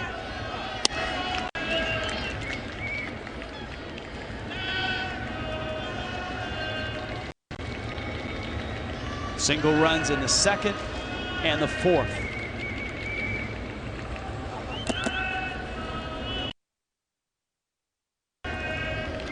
Conley's out of the game now, but both of these lefties have worked with a very good tempo or pace when they've been pitching tonight. It's been a lot of fun. The defense has been kept on their toes, hasn't been slow. They've been getting the ball and throwing it.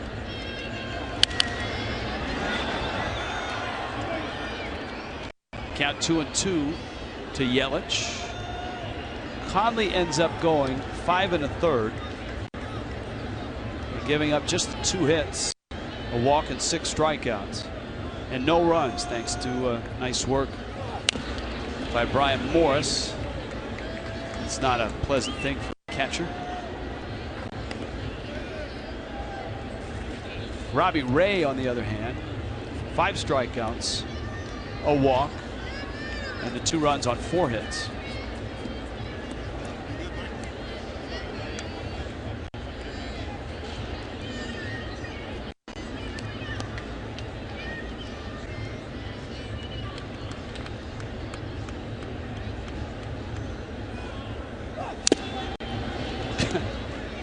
Castillo takes another shot.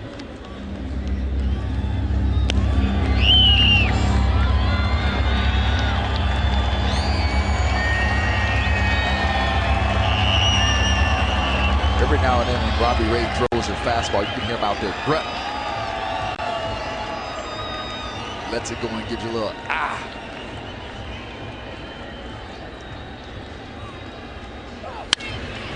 Yelich up the middle. Segura cuts it off. It gets the outs. Greater coverage of baseball is brought to you by T-Mobile. Corey Kluber looking more like his old self after a rugged start. Russell Martin was a walk-off hero. C.B. Sabathia turned back the clock. And Alex Rodriguez has found himself on the DL. Giancarlo.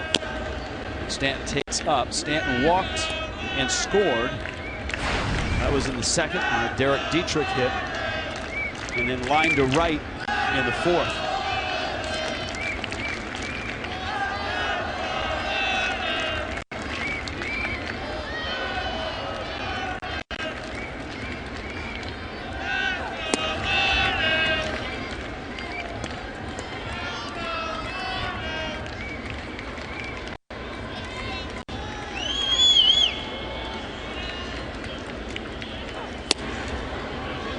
And Ray being very careful with Stanton. And who could blame him? Yeah, you could tell he was not really trying to just groove that 2-0 pitch right there.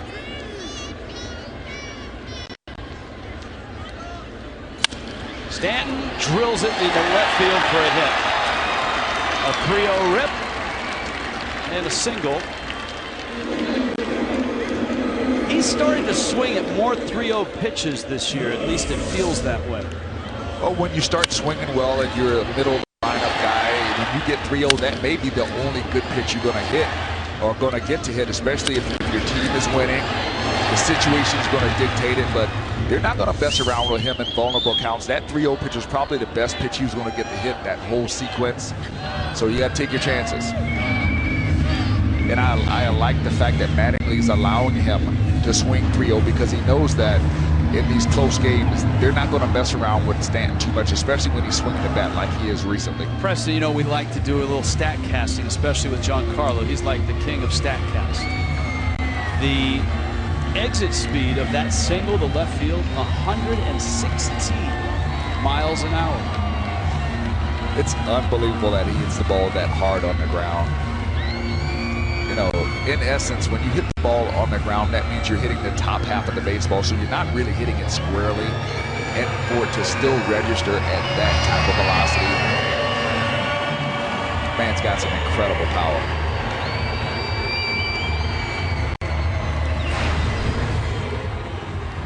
And here is Marcell Ozuna. By the way, just to confirm, on the challenge by the Diamondbacks, the call at second was confirmed, and the call at first stands. Okay. So there wasn't enough to overturn, yet there wasn't enough to confirm.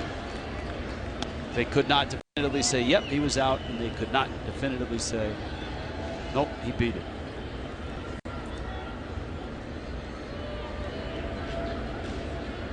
Ozuna's flied out, singled and scored. Cuts on a breaking ball. It's 1-1. That's one of those where you go, you know what? I was a little over aggressive, swung at a pitch that I wouldn't normally swing at.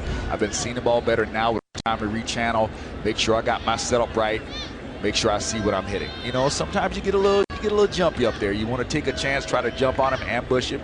Now he's got to settle back in. They'll tap her up the line. Ozuna racing, and he's going to beat it easily. So a 30-foot single for Marcell Ozuna, and Miami first and second with one out. Here comes Chris Johnson.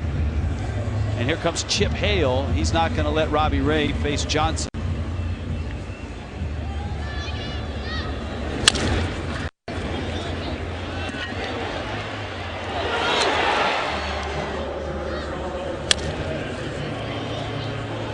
Out of the box. Boy, he can run once he gets going, man. He does not have long strides. He scoots. It's not pretty. He scoots. It's more of a scamper. He's a fat scooter and scamper. 2-0.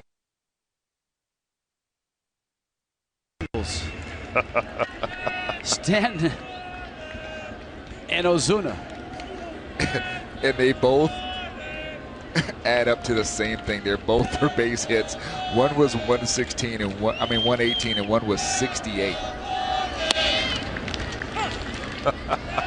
But they're both singles in the box score you'll see on your iPad or laptop in the morning. They count exactly the same. Or newspaper. So Johnson gets the at-bat. And the Diamondbacks bring out a right-hander out of their bullpen. Randall Delgado.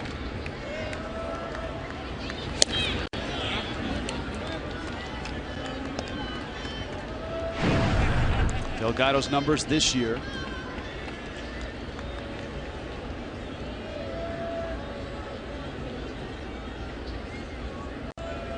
And of course, these two guys involved in that same trade, the Braves and the Diamondbacks, Johnson and Delgado, along with Martin Prado and Nick Ahmed. So 4 big pieces in that trade find themselves facing each other here in Miami.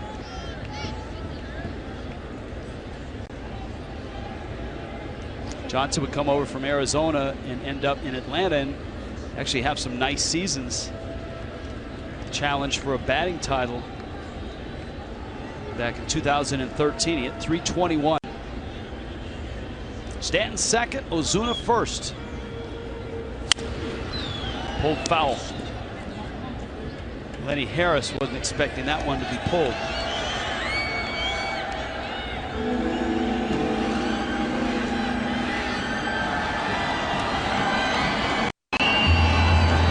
RBI double by Johnson in the 4th. That was against the lefty Robbie Ray.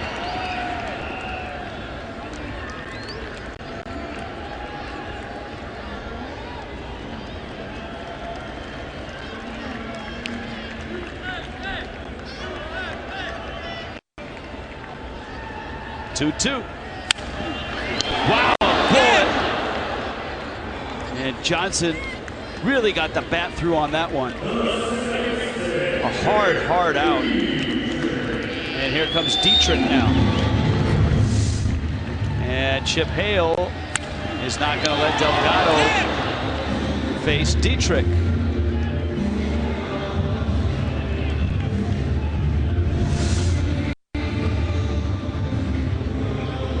Randall Delgado, we hardly knew you. He does his job. He gets a bullet of an out.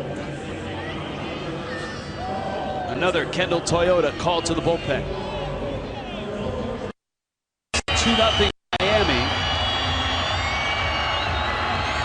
Chip Hale goes to his 3rd pitcher of the inning. Zach Curtis. He got his first taste of the big leagues on Saturday against the Rockies. He got out of a tight spot with a double play. He was actually called up from Visalia, which is high A.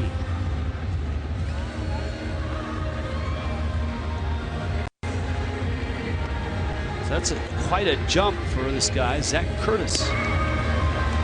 I was thinking those exact words, Rich. When you come from high A to the big leagues, that means someone really likes something about you for you to be able to get the call up from that far down in the minor leagues.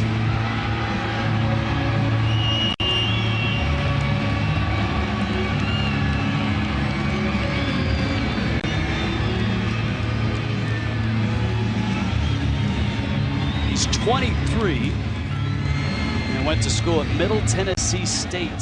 6th-round pick, 2014. Got the sailor cap, the Marlin helmet on top of that.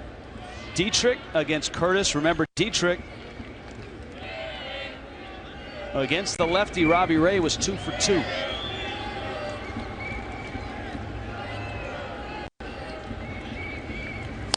Breaking ball, little tapper. Ray kicks it, picks it up, fires it, and out at first. With some help from Goldschmidt, the Marlins lead 2 headed to the 7th. It's 2-0 Miami. Conley, good to see him back after undergoing Tommy John surgery. Conley tonight, 5 1/3. Brian Morris made some terrific pitches and got a double play ball from Paul Goldschmidt. So there you see Conley at 5 1/3. This will be a lot of fun tomorrow night. Phillies are here. First time Marlins and Phils go at it. Wei-Yin Chen and Vince Velasquez. See Velasquez with a great start. 4-1 in 5 starts. A slender ERA and 39 strikeouts. Chen has been very consistent.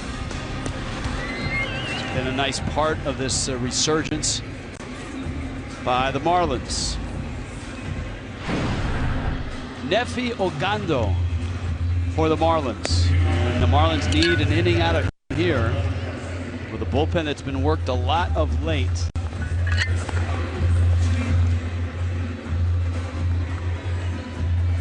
Ogando, who got to the big leagues with the Phillies last year, 4 games. Made his major league debut last September. Marlins got him off waivers from the Phillies. He was terrific in both AA and AAA last year for the Phillies, with an ERA both places of under 3. Wellington Castillo. And a strike for Ogando. David Peralta and Yasmani Tomas scheduled for Arizona. Diamondbacks have lost 7 of 8. 5 in a row. Busted bats. Big hop for Prado. And across the diamond, there's out number 1. So 3 outs by the bullpen in support of Adam Conley.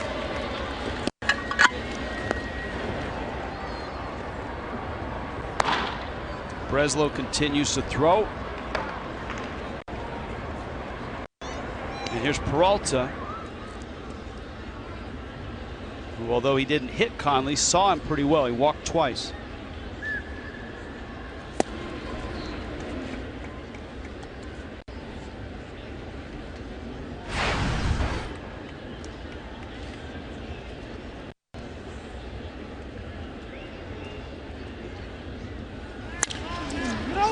That one's pulled. Johnson has it. Little flip. Ogando there. And that's exactly what you'd like. Quick outs, bad contact. And here comes Tomas. Marlins will probably, just in looking at workload in the last couple of days, Kyle Barraclough has pitched in both games and has had large pitch counts in each. So I would expect that the Marlins they might want to stay away from Barraclough tonight.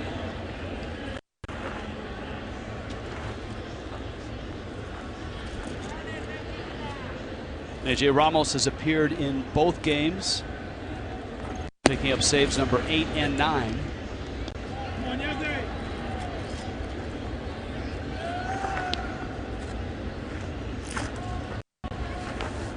Tomas did not see Conley well. He struck out twice against him.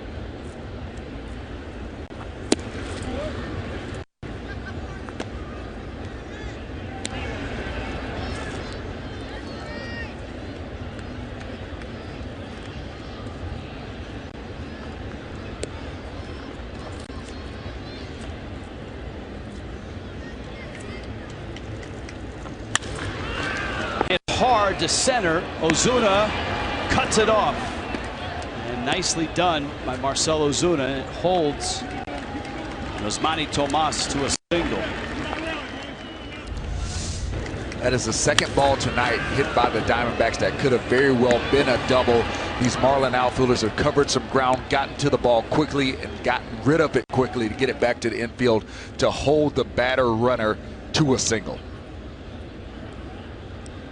I really enjoy watching Marcell Ozuna play the outfield. As an outfielder, I appreciate the little things that he does in the outfield on a night-to-night basis. Ogando out of the Dominican Republic, 6'2", 220.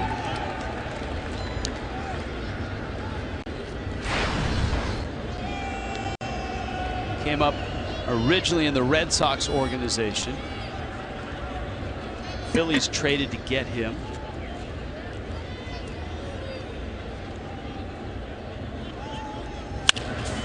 Soft liner. Dietrich's got it. He started his jump and then gathered again, a couple steps back, and then jumped again and made the catch. Watch this. He's like, okay, now I got it. Hey, whatever it takes. 2-0 Miami. Vini. All right, Rich, thank you very much. Adam Conley, kind enough to join us here after another outstanding start. Arizona's got a very powerful offense. What'd you do to keep them in check tonight? Yeah, I just tried to mix speeds. I tried to get ahead early. Obviously, I think where you saw the pitch count get up there in the middle of the game a little bit, I wasn't able to do that as well. So with guys where you can do damage, they can do damage. It's got to just be a priority to get ahead of them so that you can kind of keep them in your counts and throw the pitches you want. And for the most part today, I was able to do that. How'd you feel coming off the 116-point pitch effort against Milwaukee? Yeah, I felt good. I think that there was maybe some physical fatigue there a little bit, but health-wise and everything felt perfect. I think the extra day really helped a lot. So moving forward, everything's been, ever since that day, has been normal. So I'm encouraged by that. You ran that stretch to about 12 innings without a hit before they finally got one off you. I know that sometimes they get a couple in an inning though, so I mean it'll even out. But yeah, it's really for me just goes to mixing pitches, trying to keep guys off balance, and I'm trying to figure out what pitch it is they're looking for. And if I throw them that pitch, I want to throw where they can't hit it. And if I don't have to throw that pitch, I'm not going to throw that pitch. So that's kind of the whole process I'm going through of seeing these guys swing and reading the swing and all that. All right, maybe a kale shake to celebrate. Thanks a lot, Adam. Thank you. I appreciate it. Okay, back to you guys. Thank you, Craig. Danny Echeverria, comebacker. Zach Curtis is still in there. And Cole Gillespie getting the at-bat. Pinch a penny, pinch hitter. Gillespie pinch hit last night and hit a searing line drive that was misplayed in right for an error. So he's getting a look at Curtis. And as we describe Curtis, he started his career in rookie ball and then A ball and then high A this year, and now the big leagues without a stop in AA or AAA.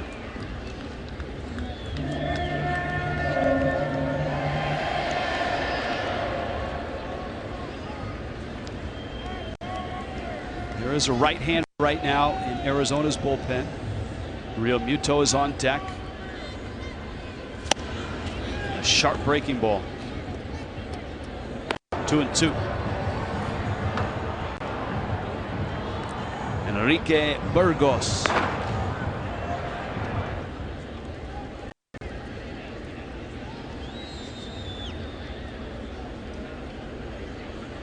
Two. That's a pretty good breaking ball, whether it's single A or the big leagues. You must really stand out. Curtis is only 5'9", so he doesn't have that imposing presence, but he must have really good stuff for the Diamondbacks organization to take this kid out of A-ball and bring him up to the big leagues. He must have shown them something that's definitely bigger than his 5'9" stature. He's got a good breaking ball, got a good live arm. Fastball seems to jump out of his hand. He's made an impression somewhere.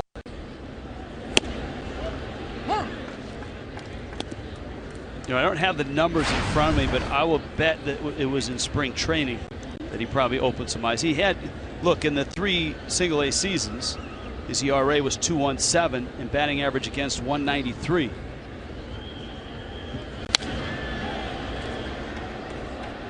Whenever you bring a guy from that far down in the minor leagues, there's 2 things that they show. One is the ability to throw strikes, and 2 is composure, or some people call it presence.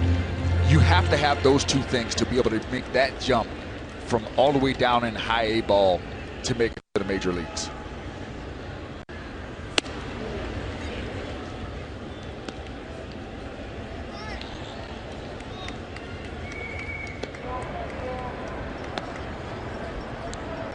David Phelps ready to go in Miami's pen.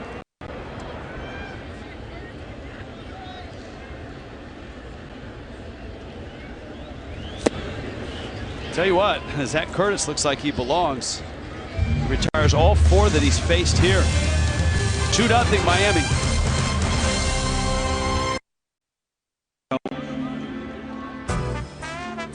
There's the appropriate music.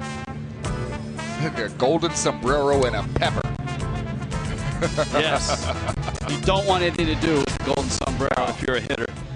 Mexican-born Marlins. Alfredo Ameziga. Juan Acevedo. Jorge Cantu was born in the border town of McAllen, Texas. Raised in Mexico and in McAllen as well. Ishmael Valdez as well. Our own Emmanuel Munoz, who is the director of broadcasting as well. I have to say, I have worn that golden sombrero. I thought you were going to say I've worn that pepper costume before. I've worn that golden sombrero a time or two. It's not a fun hat to wear, you know. Well, the Marlins piecing it together with Brian Morris, who got 2 outs, Nefi Ogando, who got 3. You saw Miguel Rojas at second. Now David Phelps gets the baton, and he'll pitch the 8th.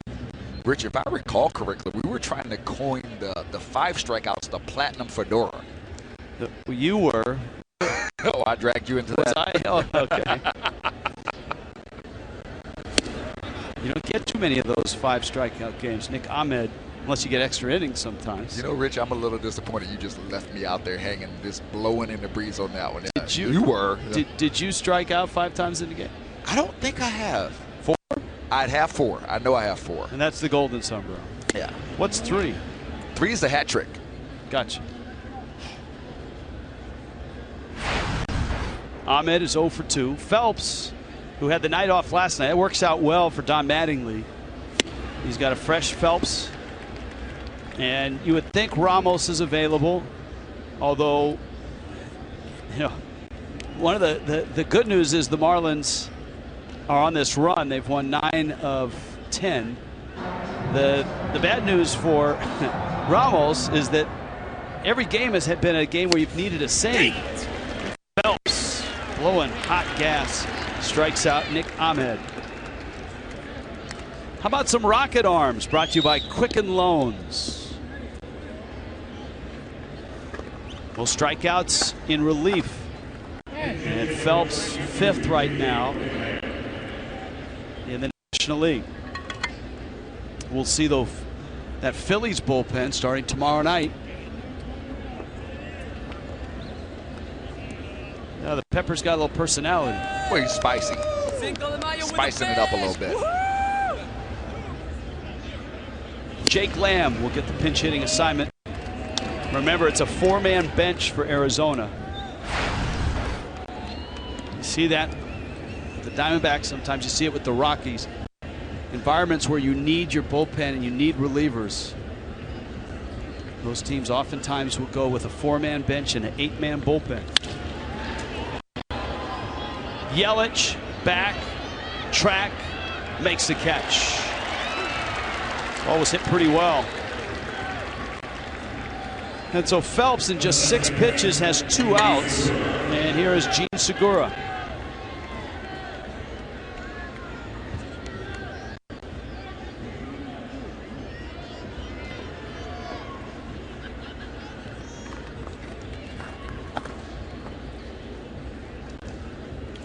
And for the Diamondbacks, they are trying to avoid their 6th straight loss. Fastball from Phelps is outside. Segura is 1 for 3.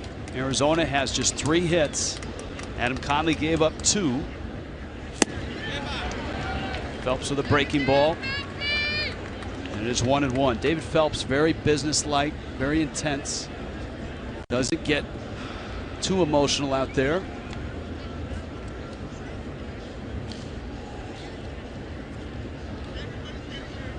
I'm getting a little emotional right now, Rich, because our esteemed stat man, John Chimchuk. John Chimchuk has just dug up the fact that I actually did strike out 5 times in one game. Oh, wow. Here's the 2-1. And so what was the term you wanted to use? Platinum fedora? Yes, I have worn the platinum fedora now. Yeah, it was on April 17th of 2006 versus Milwaukee. Thanks, John. Appreciate that. As a Cardinal, right? That was actually as a Houston Astro. Well, there you go. Bouncer in the hole, Etch backhands, loads up, and catch, but no tag. And safe at first is Segura in what will probably be a base hit. Marlins will look at the tape, but at first blush, it did not look like a tag. What do you think? Hit or error? I would call that a hit. That's a tough play in the hole. I would give that a hit. And of course, the Marlins don't have a challenge. It doesn't look like a tag there. The umpires can go to replay if they want to, but the Marlins can't force them to.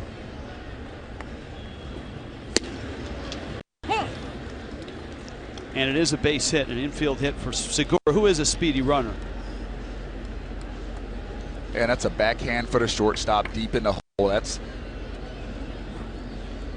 not very many shortstops that are going to make that play with any regularity. Brandon Drury.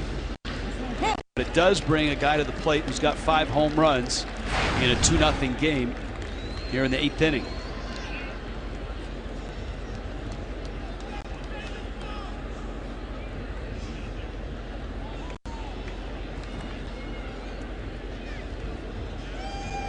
Drury 0 for 3 tonight.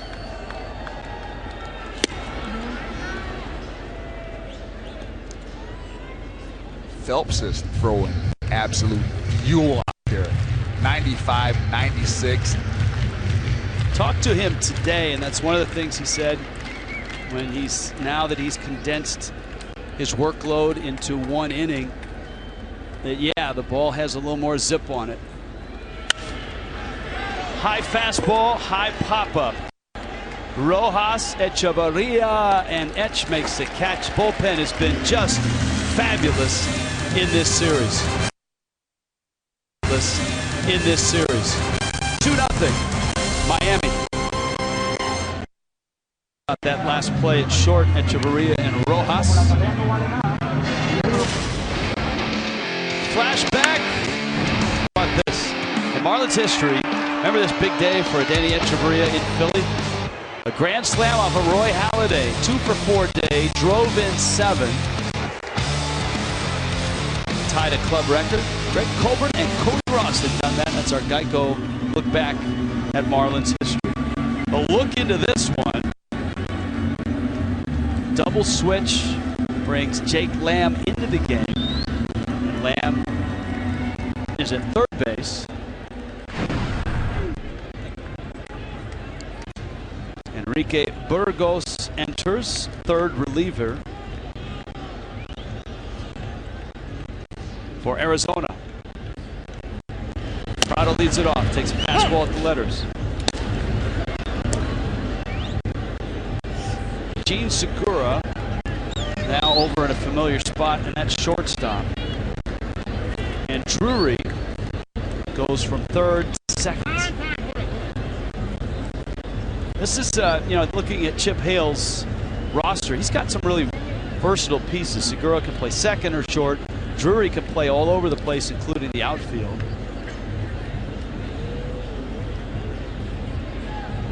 And Prado gives a little grunt as that one passes by early. Listen to that.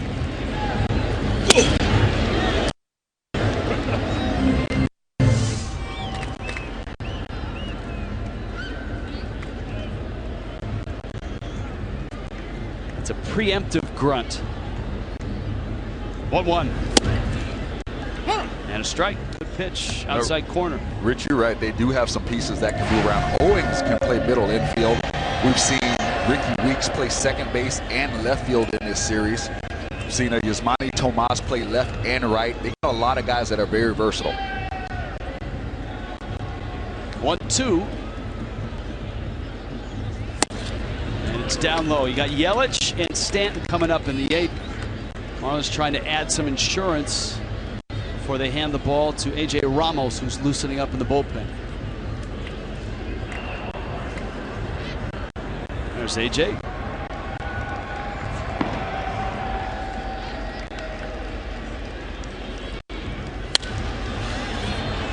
Prado fouls it off.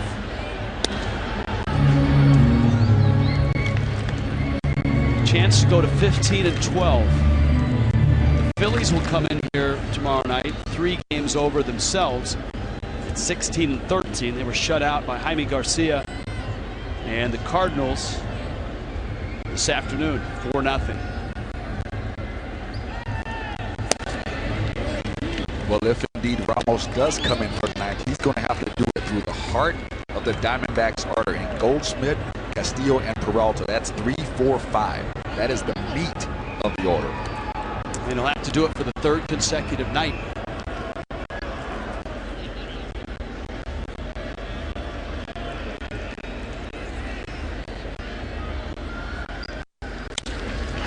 Prado sends a flare into right center. It falls for a hit. And of course, AJ's job will be a little less treacherous with another run or 2. It's got to be nice for Prado to get that knock. He had a rough night last night.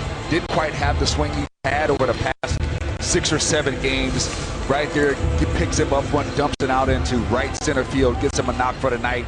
That's that salvage knock. No hits in the first 3 at bats. Get that one in your last AB. Go home feeling good.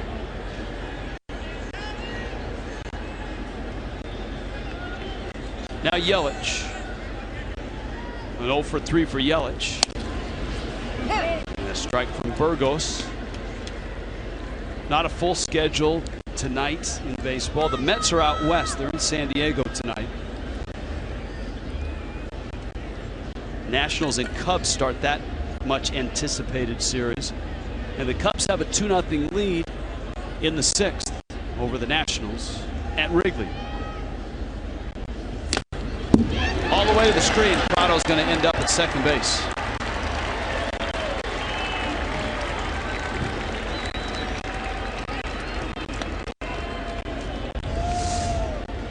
Well, it'd be nice to get this tack-on run right here. You see this ball just get away from the catcher. Fastball just got yanked down and in, held on to it a little bit too long. Castillo could not corral it. Prado tiptoes into second base. Prado says hi to Gene Segura. Takes his lead.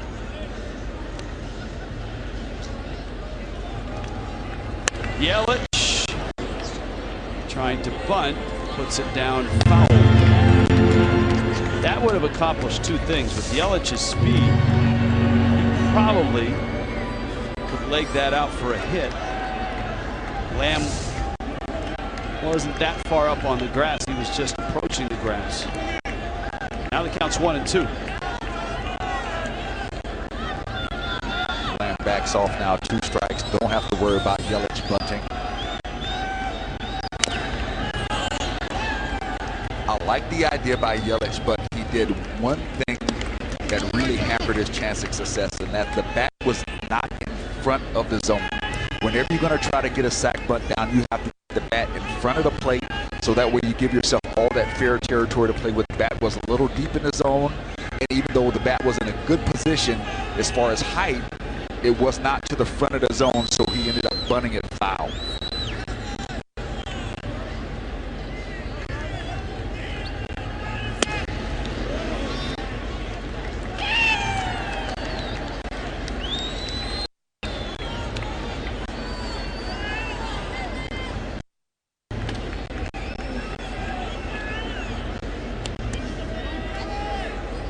Two and two.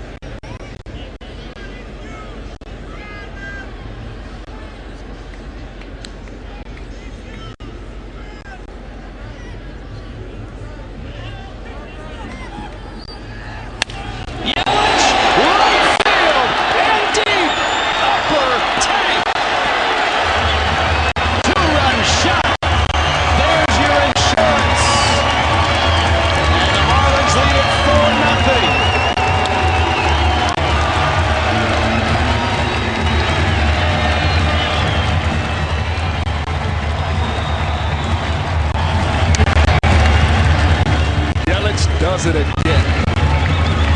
Upper tank, showing some extreme power. Let's start calling him the slender slugger. That'll take care of all your worries about trying to get a butt down and get a guy over. Put it in the upper tank.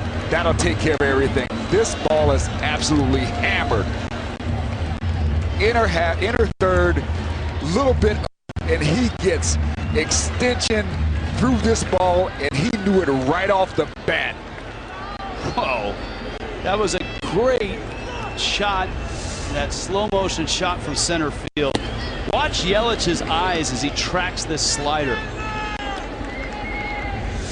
You ever hear guys say when a hitter's eyes light up? Look at his eyes. Oh, thank you, sir, Mr. Burgos.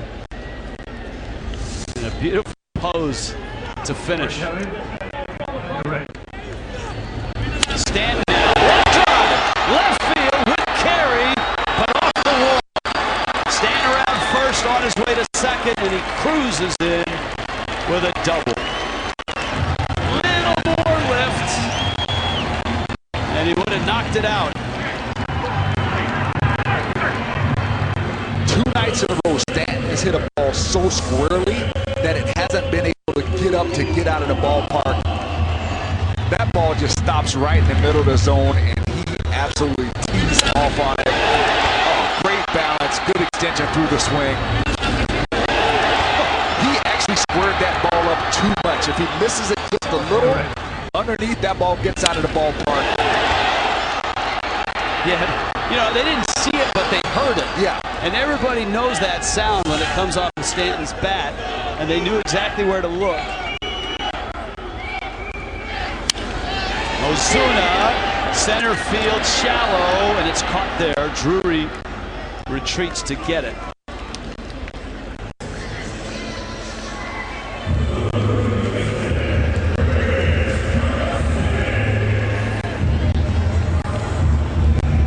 .420 feet for the Yelich homer. Those are the early returns. At 108 miles an hour off the bat. Yelich is one of those guys that is surprised. He will surprise you with the amount of leverage and power he can put on the baseball, because he doesn't seem to be a very stoutly built guy, but he has great hands and can really get good bat speed through the ball, and that produces big time power. Chris Johnson now with 1 out. Ichiro is on deck, and so Ichiro should get an at bat here. 4-0, Marlins on top. So far, every ingredient the Marlins have thrown out there has worked, whether it's been Adam Conley, whether it's been 3 different relievers. Chris Johnson, Derek Dietrich with big hits, and Yelich a 2-run homer. It's going to be interesting to see if these 2 runs that the Marlins have added on, will that change Mattingly's mind about using Ramos tonight, or will he possibly go with somebody else to maybe see if he can get by without using Ramos? Well, on one hand, and it looks like Breslow is up now too. On one hand, Ramos has heated up. If he does go in a different direction, any base runners or any issues, Ramos has to be ready to go anyway. So that's a real tricky call. 0-2 is out. Sometimes people equate a reliever's workload with the innings and the batters they face, when they also have to add up the time that they heat up in a bullpen. What really hurts a reliever is when he has to get up more than once in a game. That's a good point. A situation comes up where they think they may need him, they get him up, and then they don't end up using him, and then another inning or 2.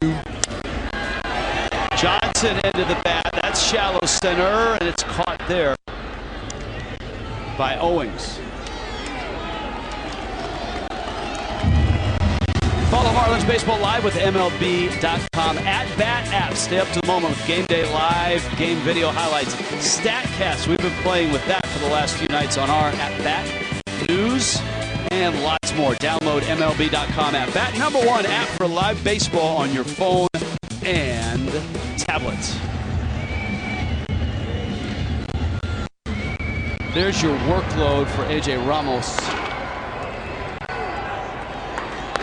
The nice thing about Tuesday and Wednesday in both saves, he threw just 19 pitches combined.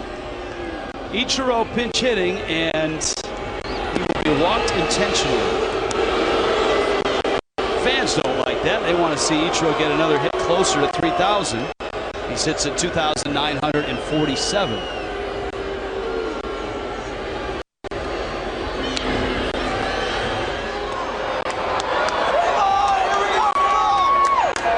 You know, the other night, remember, Ichiro had that great at bat with runners in scoring position, the 2-run single. I asked him yesterday if his approach changes when he has runners in scoring position. And he looked at it and he smiled and he said, the only thing that changes is I get nervous. And I couldn't believe it. I said, you get nervous? But you know, that's actually one of the things great ball players do is they admit their emotional state. They admit when they're nervous. They admit when a guy is tough on them. It doesn't mean they don't believe they can get the job done, but you have to be honest with yourself and say, yeah, I recognize what's changing with me in this given situation. It doesn't mean I don't believe I can perform. It doesn't mean that, you know, I'm not going to get it done, but I recognize the changes that are happening, and all good ball players have that ability. Elliot Chavarria with Ichiro at first. Stanton is still out at second.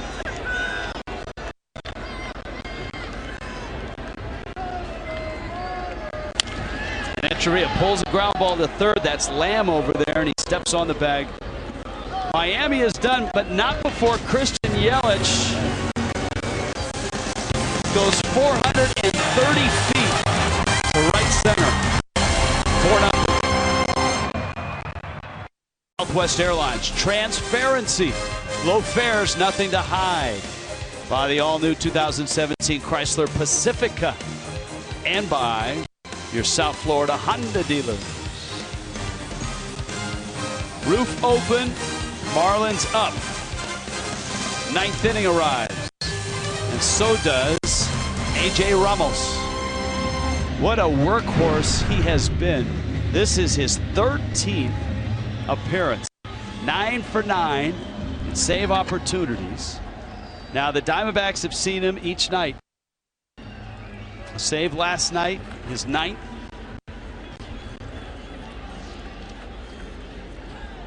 And then Tuesday night, this trio of Goldschmidt, Castillo, and Peralta have not seen him. So he didn't run into this trio or this part of the lineup in either of the two saves. Goldschmidt an 0 for 3 here.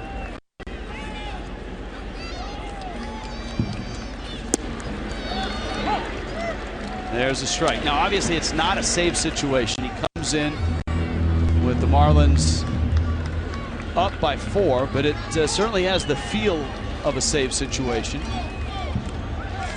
Woo! 95? Where'd that come from? Dialing it up. He said, I'll show you what I look like on a third day in a row of effort. 10 pitches a couple nights ago, 9 pitches last night, and he's still got 95 in the tank. Blew that by Goldschmidt. Wow. All right, in 12 games, there's the selection. You talked about it on Marlins Live. Can't sit on anything. You throw any pitch, any count. Castillo after the first pitch, and that's popped up. And Rojas has it, and just like that, Ramos has thrown 5 pitches, has 2 outs, and now David Peralta comes to the plate. Not only is he sharp, he's efficient, he's making these batters swing early because of that unpredictability. They don't want to get late in the count where they don't have a feel for what's coming. They're swinging early because their strikes are there, and he looks really good. 97? Light it up, AJ. Oh, my. Wow. I remember the Friday night in Milwaukee when he had nothing left, but he came in and saved the game anyway. And I think I described it with the baling wire and duct tape and glue.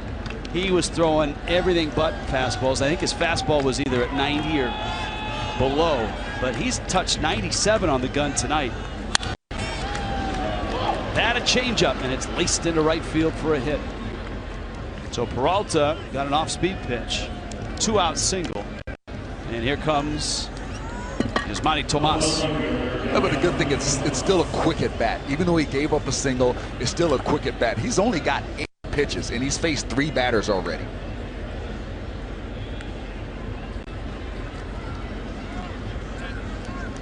Six of the 8 have been strikes. It's a good ratio, 3-to-1 strikes to balls. He just looks so confident right now with everything that he's throwing. Taking second is Peralta, no stolen base. Tomas sitting on a 1-0 pitch.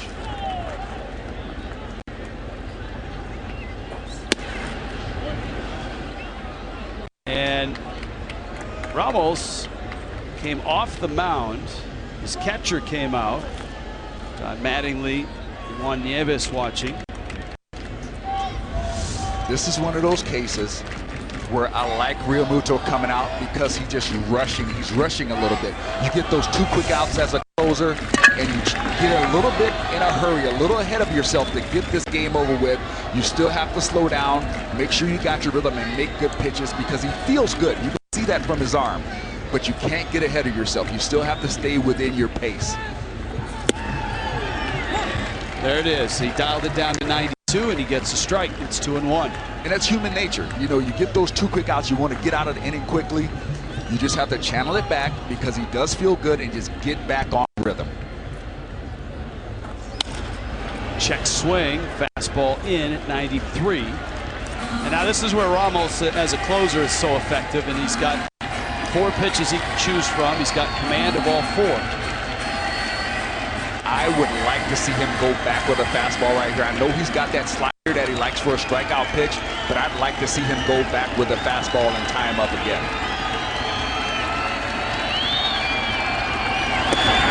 Slider struck him out. Ball game. Ramos finishes.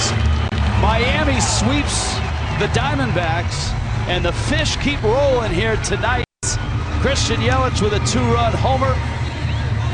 Miami has won 10 of 11 and now shoot up to 15 and 12 and await the arrival of the Phillies tomorrow night. Ramos looks sharp.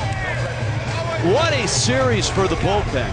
The Marlins had 3 2/3 innings tonight. In this series, 10 2/3 innings, 8 hits, no runs, a walk, and 13 strikeouts. How about that? Incredible job. Great team win. Bullpen was incredible. Got some early 2-out hits and then a big homer by Yelich. The Marlins are playing a great brand of baseball right now.